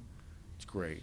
My mom got me a slip-on. Like no backs on them. Yeah. Yeah. I have the back. I love them. Yeah. I don't have to wear socks with them. No socks. You know, who would wear socks with slippers? Some people do. I read about it. I never saw anyone. That's worse than socks and sandals. I do that sometimes. Not thong sandals, though. Just slides. I'm judging you a little bit. It's more of like a sports thing, like an athletic look. It's like a look. Oh, you know, more like of a you're look. leaving the gym, you take your sneakers off and put your slides on with socks. Yeah. Like sweatpants. Yeah, it's a look. I just got done working it's a out. look. It's a look. Yeah. But again, at that same time, you know, if you are somebody who, like being all these dad moves, if you are somebody who does make a decent living, a good living, and wants to indulge in nice things, you should. Don't feel bad about it. Like I have a little bit of a problem with shoes right now. Been there. Been there. Huh? I have quite a few pair of shoes. I just enjoy them. I think it's because I want to look a certain way when I lift weights. Like I enjoy it. Makes me feel good. Like I don't want to feel like shit when I'm lifting weights. No. And not that it's not that like I just want the experience to be more. I want more out of it.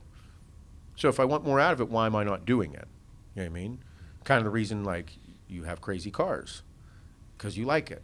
I like looking at them. And when you drive them, it's pretty cool. Makes you feel cool. And they each feel like a little bit different. Make you feel special. Like that's what you should be doing in your life. You should be doing things that make you feel special to become a better person. Like the drive into work. Yeah, I want it to be super good because it's going to be super stressful in here. Yep. And then when I leave, I want to feel super special as I'm super stressed and relieved and go home and be like, hey guys, how was your day? It's fucking fantastic. Oh, that's great. You want to tell me about it? Nope. Nope. I'll talk about it like tonight at 11 o'clock when it starts running through my fucking head again.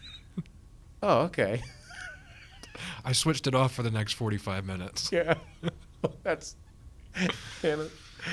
I fucking didn't go to bed till like 12:45 last night. I couldn't sleep either. I'm sitting there, and she's sleeping, and I'm sitting on the couch, wide fucking awake. She gets up and looks at me, and she goes, "What are you doing?" I'm like, "Just hanging out." You're not gonna come to bed? Yeah, I will. Maybe an hour or so. Oh, okay. Holy fuck. What are you doing? But no, that's my routine right now. It's good. If I don't go at least lay down in bed by a certain hour, I will just stay up all night. Yep. I cannot stay on the couch. Bad. It's really bad. Bad spot. Yeah. If I sit in a spot and start doing something, I'm done. I'm there. I got sucked into this thing like hard yesterday, the phone. Like it was by accident too. It's been happening to me a lot lately. You know, we were looking at a bunch of new stuff. We wanted to order like new our knife set sucks. Yeah. I was like, let's look at new knives, and then you look into new knives, and you're like, new silverware and new right, plates. Do you get new range? This new knife set doesn't microwaves. have the fucking steak knives. Yep. Like, so then what do I do? Get a different brand? Yeah, like it's a big thing. So then that was 2 hours of searching for cutlery, and I didn't order anything. Oh no! Yeah, so bad. It was a waste. Now I got to start back over. That's bad. But I narrowed it down. I know what I'm going to get. I like steak knives I don't like serrated steak knives. I'm indifferent about it. I like steak knives that are super sharp, that just cut right through. I don't like serrated steak knives. Yeah, I learned that after buying 2 of them. Yeah.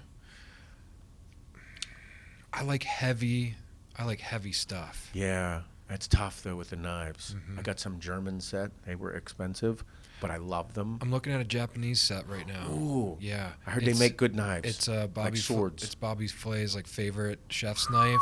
They have every knife you could think of. They're beautiful. I don't even know the name. Man. It's Japanese. It's hard to say. I can say hibiki. Yeah, I know how to say hibiki. Hibiki's Scotch. Oh. For good. Yeah. I'm never going to find it now. Oh, my God. I searched so much stuff yesterday. I looked at Eddie V's yesterday, apparently.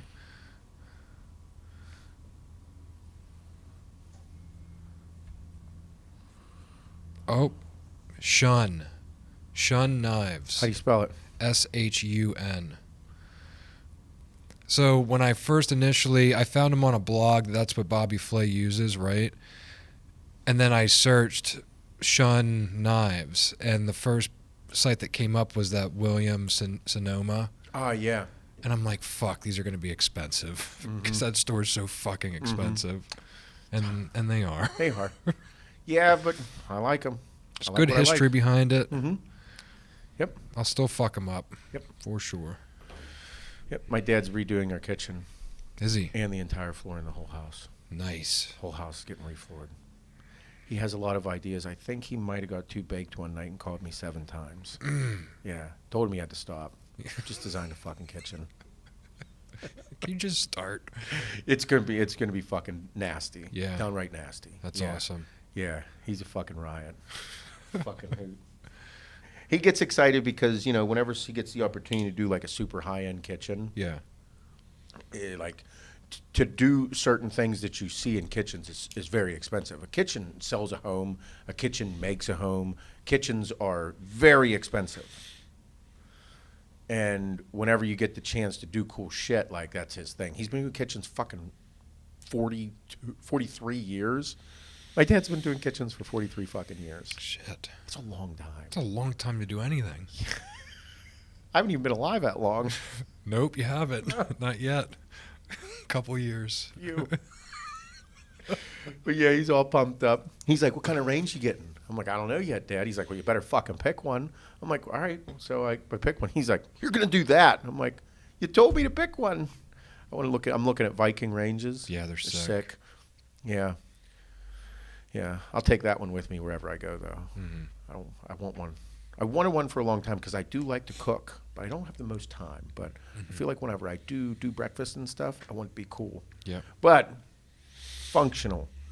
Fucking 3 kids now, everything going on. Shit needs to be functional. Yep. Can't be a pain in the dick to clean. No, I hate that shit. Like the whole thing, yeah. Gotta be good. Yep. Yep.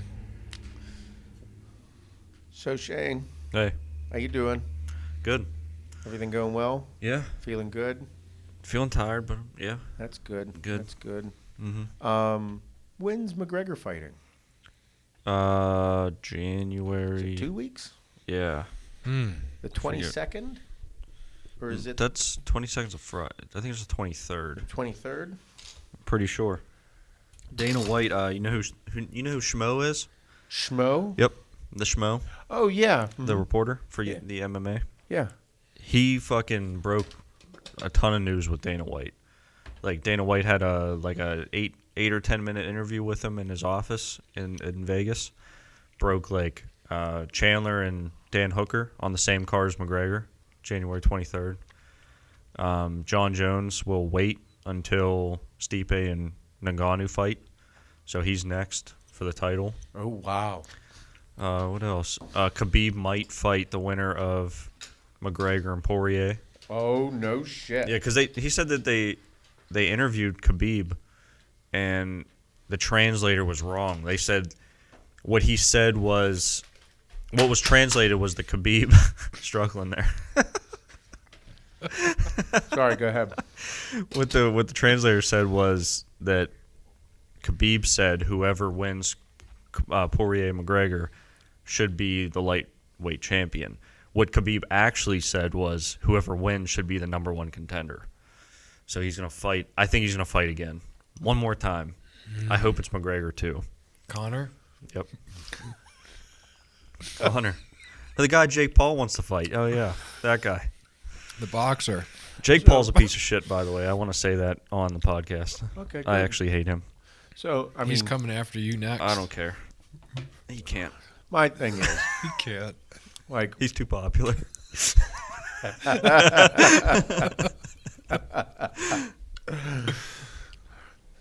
they're challenging these people to boxing, and it's like, go fight boxers, dude. Like, if you want to fight somebody, then fight them. Like, you Yeah. guys should just fight. Like, fight then. I'll watch. Well, I'll pay top dollar watch you guys fight. Like, legit. Put on the gloves like a street fight. Yeah. Like, would have on those 4-ounce gloves. I'll watch. I'll pay. Fuck yeah. People like it. Been since olden times. Dana White said it in one of his interviews a while ago. The one thing that will always draw a crowd is a fight. Always. Since the beginning of time, fighting has been something that has determined who the biggest, baddest motherfucker is. And it always draws a crowd. When you're in school and in the hallways. Fight breaks up. Fight fuck breaks yeah, out. dude. Fucking Circle up. watching, Might get the dude. Rona, but no fighting now. Yeah. The Rona. Wear your Touch mask each other. and fight. There was like, I can't wait to punch you in the face when the Rona's over. I'm going to punch you right in the Rona. But he said that. I'm like, man, that's a good point because no matter what, like a fight will always draw a crowd and you should capitalize on it. Plus, you're getting punched in the fucking head. But, I mean, I want to see people actually like fight. Yeah. Like, I would like to see Jake Paul, like, Jake, you want to fight Dylan Dennis? Like, go ahead and fucking fight Dylan Dennis like a street fight. Yeah. You're going to get fucking rocked. He's going to be butt fucking you within 3 minutes, and you're going to be look like a little bitch. It's just how it is. Yeah. Oh, I'm not a fighter. I'd like to do some cool striking stuff. Like I used to do karate when I was a kid. I watch these guys. I'm like, this is cool. Like, yeah, it's cool. I'd like to try it, but right now I think I'd like to make millions of dollars because that shit makes my dick hard. Other people have other things, but me as a spectator, I'll pay all day. It's part of it. I want you to fight because I'll pay for it, and it's good. Yeah, so I'm going to be critical of it and think like, yeah, should do it this way. I don't want to watch like a mediocre boxing match. I want to see like you guys actually fight. Yep. Because I don't want to box anybody. I'd rather just fight you. I'd like to fight you. Did you Not see? you in general. Sorry, No. I looked at you when I said that. I didn't feel threatened. Yeah. Did you see Kicked this? him in the knee. Right in the knees. Oh, the knees. That Yep. hurt. Fucking take him down and strangle the fucker. Yeah. I'll squeeze you to death. I'll squeeze you, pick you up, and slam you. Yeah, like, I don't want to see a boxing match between, like, Eddie and fucking Thor. I want to see you guys fucking fight. Wrestle, motherfuckers. Go at it.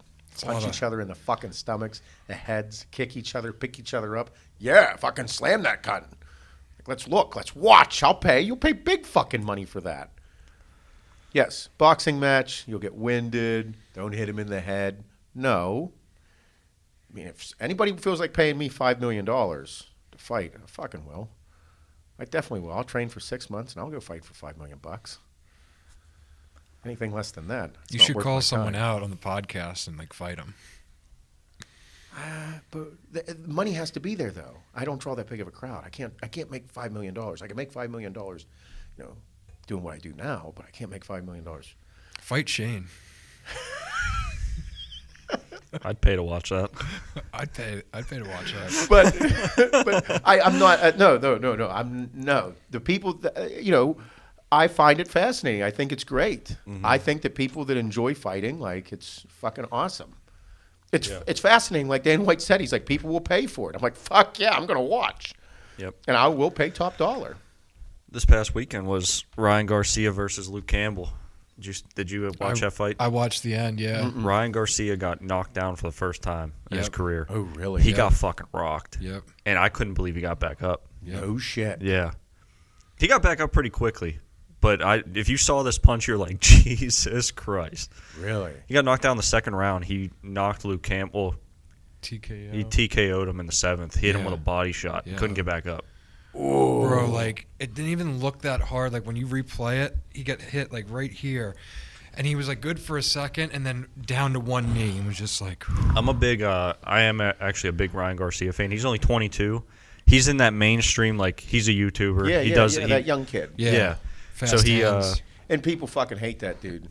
I know. A lot of people hate him. He's I don't follow him enough to know if I like him or not. He's a good kid. He was on Kevin Hart's what's that called? The Ball Show I don't on know. YouTube. It's Laugh Out Loud Network on YouTube. Okay. But then YouTube did a docu-series on Ryan Garcia as well, leading up to this Oh, really? fight. Yeah, and then he's just. He got cracked in the second round, went down, got back up. cold and as balls. That's what it's called. cold as balls. Kevin Hart, cold as balls. Okay, the one, the thing In the water. With the tub. Yeah. Yeah. But again, if you're a fighter, people might not like people's arrogance. Like, I think kid's pretty arrogant. He's confident as shit. Yeah. There you go. If you're a fighter and you train to fight, that's all you fucking do. You better have a chip. Mm-hmm. You have to. You can't just not. Oh, I hope I win this fight. No, you I'm can't gonna think win that. this Yeah, fight. you have to. And it's like, and then people will be like, oh, I don't like that or I don't like this. It's like, well, some people are different. Like, this dude's I'm not getting into a fucking ring. Like, business is much different. People will slit your Achilles heel.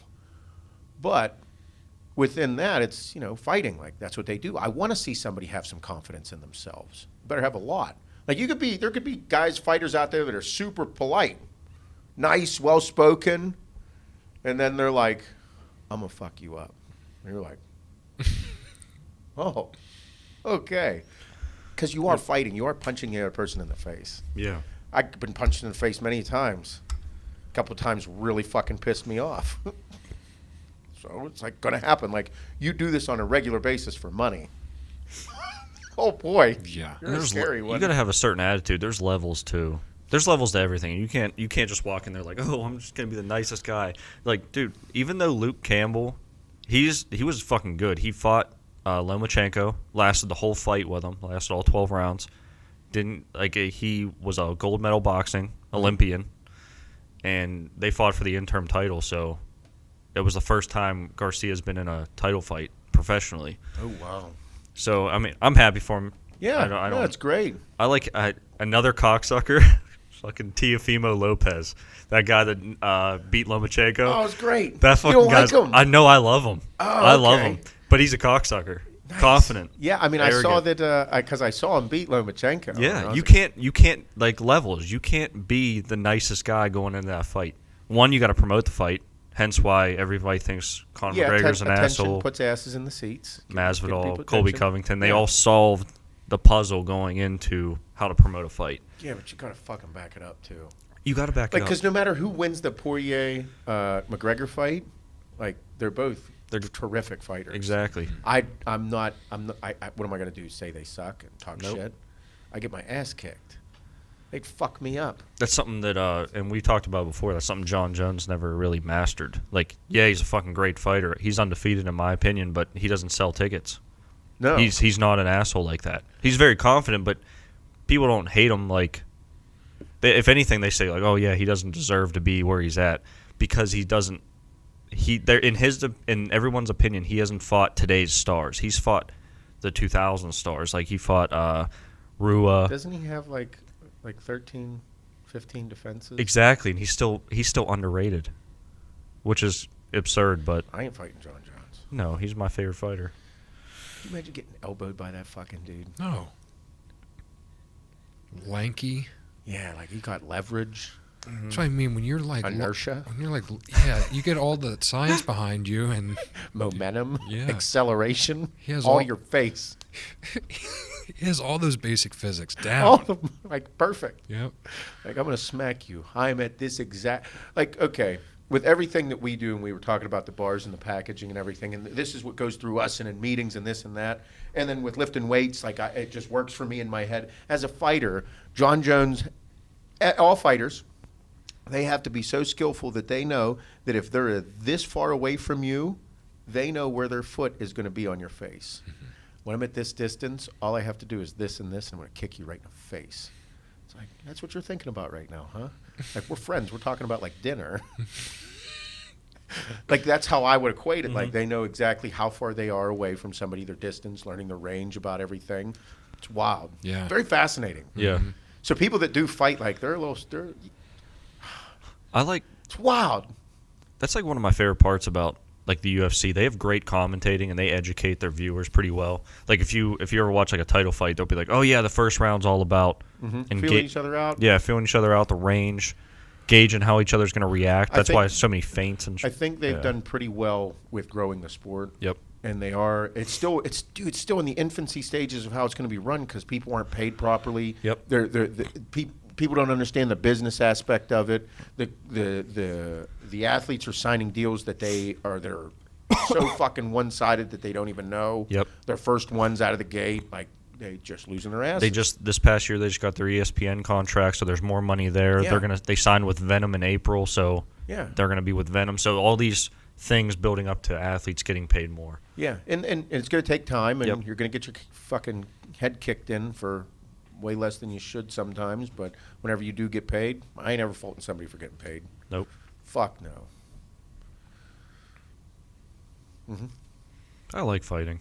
Not actually me fighting, but I like watching fighting. Watching it's huge. Yeah, I wouldn't want to fight. No. I'd like to like learn how to use weapons. Like that'd be cool. Really like Donatello, Leonardo, Yeah. Raphael, Turtle stuff. Yeah. Yep. Like I did. Sorry, some that's kung- immediate what my mind went to was no. turtles. That's exactly what I mean. Yeah. Like I did kung fu back in the day. Yeah. Yeah, I had a couple belts. Huh. But when we went into weapons, like that's what I really enjoyed. No shit. Yeah. Like a sword. Sword or a staff. Yeah. Yep. Nunchucks. I never fucked with those. Tell you what, those are hard weapons to use. Don't they seem like very difficult? Someone always hits themselves right in the dick. Yeah, a lot of self-inflicted wounds with those. Like Yeah. Bruce Lee was the one that could like use it, but even then, like It just doesn't seem real effective. yeah. Like, would you rather have nunchucks or would you Right. rather have a fucking sword? sword. Would you rather have I don't know. nunchucks or would you rather have a staff, like a bow? I'd fucking definitely bow somebody. Bow. Would like I wouldn't want like nunchucks. I don't know. Lately, I've been feeling like I want a lightsaber. I don't know, nunchuck. Yeah. I got it.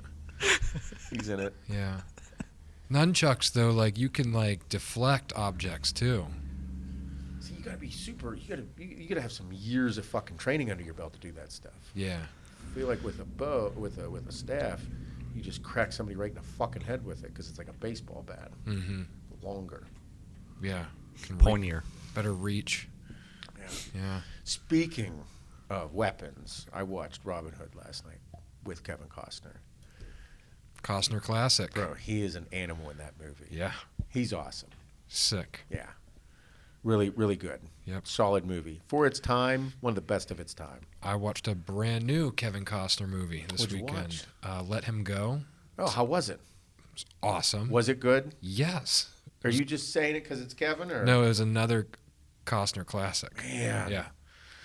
He's an animal. Yep. Got some And solid movies out there. he didn't even say much through the whole movie. It was a very it's a quiet movie, not a whole lot of dialogue. Yeah. What was going on in this movie? So he's in Montana again, and I'm not going to give too much away, but they have to get their grandson back.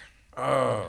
So it's like Liam Neeson type of concepts? Yes, but more of just for laid back, country folk, what a normal dad would try to do to get someone back. Oh, okay. Not really any tactical stuff. Not, yeah. And I think it's based in the 50s or the 60s. Oh, so it's based olden times. Yeah, they drive old cars. No shit. Yeah. But he is Mr. Montana. Yep. Ranches. Yep. Been there for almost 20 years now. He had quite the sick jacket on through the whole movie. Did you look it up? I haven't looked it up, but I told Mike about it, and he said he was looking it up right then and there when I told him about it. So after this, I'm hoping he already has a link to it. It was like a military green, almost corduroy jacket, like a jean jacket, but green corduroy with Sherpa line. Oh, yeah. And I don't think they called it Sherpa back then. No, I enjoy those because they're warm. When you do stuff outside in the cold, you need to stay warm. Sherpa line's big. Yep. Big fan. Mm-hmm. Crazy. Yeah. Crazy. Well, Shaner, this was a hell of a podcast here. We can end it with a question or two, possibly. I have 3 questions, actually. You actually have 3 questions. Holy shit. Someone asked a good question. I'm going Oh, to say man. it's a little fucked up. I hope it's not horrible. No, it's actually pretty funny. It's not way too far, is it? Is it gross? No. Is it gross? It's pretty... Nah, it's not that gross. This is bad. Okay. No, it's pretty funny. All right, All let's right, see. well, let's roll with it. Let's see how it goes. All right, we'll start with some okay ones. Would you rather have taste buds on your fingertips or smell with your perineum? Do you know what that is? No. It's your taint. Oh. Why you gotta confuse me and make me look like a dick on my own show? Well, the question says perineum. I didn't feel like changing the word. So taste buds on my finger Or your taint. or That'd be smell kinda with my funny. taint? Yeah. Well, that's just too weird because I don't want to taste everything I touch. Oh, what's the iPhone taste like? But then, if you had if you were trying to smell something, it's really hard to smell in fresh air with your taint. So it'd be what's it smell like? Oh, you know what this protein bar smells like? It smells like balls and Give it a whiff. peanut butter. Let my taint smell it.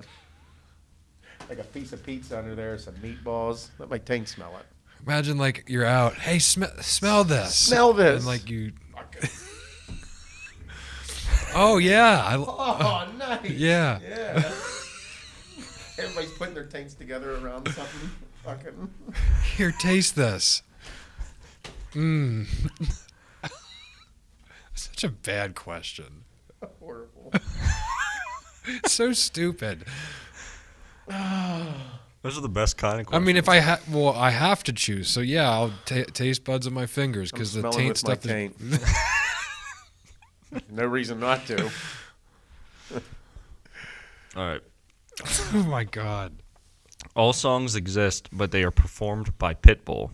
Or only one Pitbull song exists, but it's performed by every artist with their own cover interpretation. Which one do you choose? Pitbull. Pitbull singing everything. Mm-hmm. Yeah. He should definitely. Yeah. Uh-huh. I like him. I'll listen to anything by I like Pitbull. Yeah. I like Pitbull. But I like He's covers. current. Yeah. I like covers, like other artists do covers of the same song. I do like that. Well, I don't want to cover a Pitbull song. No. Nope. Can you imagine playing your whole library and it's every song you've been listening to and it's all Pitbull? That'd be weird as What fuck. is it? What is it, Like Mr. What is the area code? Mr. 305? Yeah. Yeah, Mr. 305. Can you imagine Adele singing like Fireball? Nice. Or Pitbull singing Adele. Yeah. Nice. He Cuban. Is he Cuban? I don't want to be ethnically incorrect. I think he's Cuban. Look it up. He's from Florida. Mr. 305. He has killer suits. I fucking love the guy. Yeah. I think that his career, like, I can't wear Latin suits, though. we're not Latin. Because he has like a Latin-inspired suit. Like high-waisted pants. Yeah, you can't do that. No. No, that's a look. He is Cuban. Oh, good call. Yeah, I knew it. I know my nationalities and Nationalities, ethnicities. I think that's. I'm bad with that, actually. I'm horrible with it. I would say this, like, I think the Rona did it to me. Not having it, just occurring, but like wanting to travel everywhere. I want to see more of the United States. I've been to so many different cities and states, but I haven't been to like the monuments of that state. Mm-hmm. You know what I mean? Like I want to go do those things, and then like other countries, like we're, you know, even though everything's in a little bit of shit right now, I think I don't know if things will ever be the same. I don't think they will. No. I think they change forever. But if they were to go back, I really would wish I would have took more advantage of traveling to other countries. Like Norway, I follow this page on Instagram that has a lot of Norway stuff. It was wild. Mm-hmm. I've always wanted to go up to those countries. The Scandinavian area, sick. I wouldn't fit in. Apparently they have huge dicks up there. Really? Yeah, like Swedes. Apparently Swedes carry hogs. No shit. I would have never Yeah, guessed. not like little piglets either. Like big warthogs. Like boars. Like, Jesus Christ, how'd you put that thing in your pants today? So I'm not going there for the ladies, so it would be okay. I'm just going for the view. Mm. Mm-hmm. Yeah. Like Iceland. Iceland would be a crazy place to go. Yeah. Yeah. Greenland is all ice, and Yeah, Iceland is very green. Yeah, there's more ice in Greenland. I think someone was confused when they named those. I think they just misprinted them and then just stuck with it. Mm-hmm. That's Yeah. it's understandable. Yeah. That's what I would seriously guess happened. Yeah. Like, fuck, we just printed 1,000 of these maps that took us 10 years to fucking draw. They don't look right. Yeah, this one's definitely more green, dude. Fuck it, let's go with it anyway. Yeah. I'm not reprinting them. Wonder what is the history behind that. There probably is some type of significant history there. And it's probably similar to what you said. Isn't it crazy how we as people think that all the people that were in previous times of us were swell individuals Yeah. in history? Whenever it's like, look how many people today, like that are in certain positions that are complete fucking assholes, or have certain quirks and things about them. Like it's crazy. Like apparently Thomas Edison was a complete douchebag. Mm. Yeah. Complete douchebag. Stole ideas from people. Like I was reading a couple of things about him, and I'm like, really? No shit. Okay.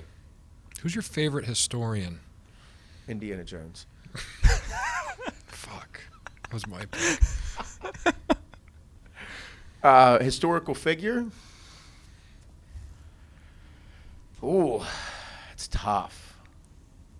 That's tough. I would love, I think I've said this before on here. I'd love to go and take like a multiple history classes from an actual person who loves history, not just some dickhead professor that's like getting paid to do it. Like somebody that can actually grab my attention and teach me about history. I'd love to hear about it, love to learn more, because as everybody knows right now, knowing history and how things occurred is very important, because history repeats itself. That's not like just a cliche saying it does.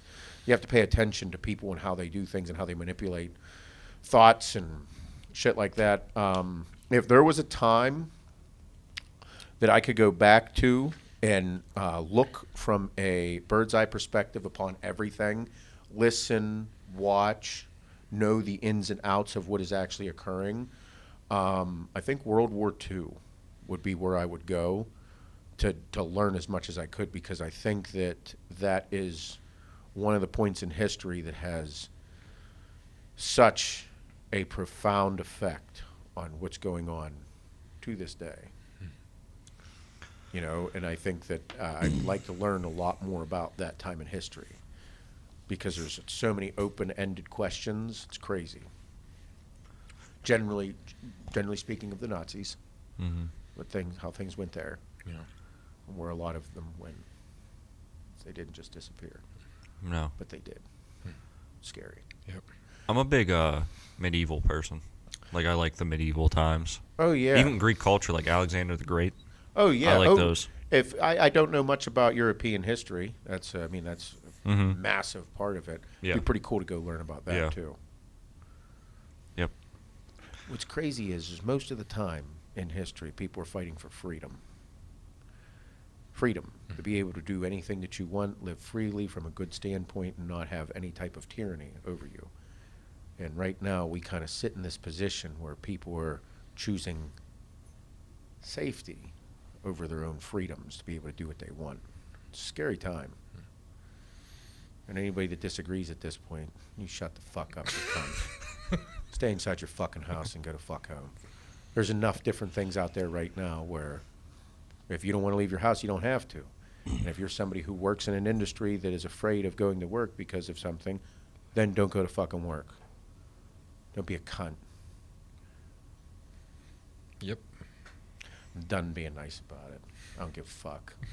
I've been nice about it since fucking March because everybody's crying. I'm like, I fucking told you. Brink of fucking civil war right now. I said something and I was on a discussion with the thumbs. I was like, fuck yeah. I was like, that's a possibility of actually occurring, having a civil war. And they're like, you're stirring the pot, you cocksucker. What the fuck is wrong with you thinking like that? I'm like, and this was 6 months ago. I'm like, yeah, bud, the writing's all over the fucking wall.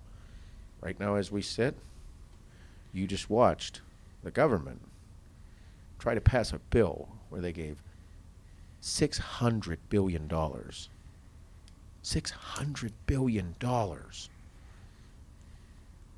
other countries and special interest groups. Are you fucking with me? And they're using your tax dollars. All yours. Everybody's going to them. When has there ever been another country that taxed their citizens and sent it to America? Right there alone. And you think they're on your side. You glorify fucking politicians, you cunt. You fucking morons. Glorifying politicians. They're not good fucking people. Again, this one's shot. Sorry. That happens. Every time. Let's go, Shane. Last question. Ooh, the good one. Here we go. You guys are going to hate me. All right.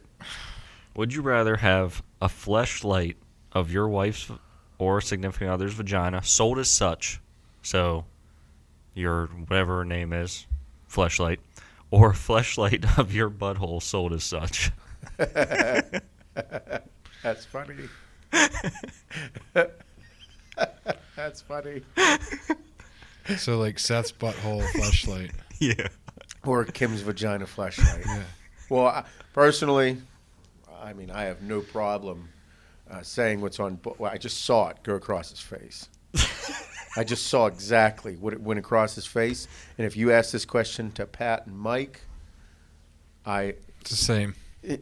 I know exactly what the fuck went across his head because he's like, Kim's vagina's beautiful. It's a fucking beautiful flower that I just mangle every day, every time I get the chance. It'd be great if everybody experienced it. But I make way more fucking money off of Seth's asshole. Seth's asshole. That's exactly right. I saw it go across his fucking head. I watched it happen. Wait, I can put Seth Feroce and fleshlight in the name of the product? Let's go. Sold. I got that question. I was like, this is awesome. From a marketing perspective. Fish in a barrel. Oh, God damn it. Good question. I like Yeah, that that was one. fun. That was good. Good, yeah. I mean, I'd like to think that, I don't know, I've never been inside my own asshole, but it's probably spectacular. People who love assholes would love my asshole. Bob's like, I fucking know it, too. I know they would. Probably right. Oh, God damn it. Other companies. That's fuck Seth Feroce. That's just buy a flashlight. Jesus, Shane. Calm the fuck down over there. Oh, man. All right, everybody. Thank you for listening. Remember, be a hard-working motherfucker. Love your family. Love your kids. Work hard. Take care of yourself. Do all the good shit you want to.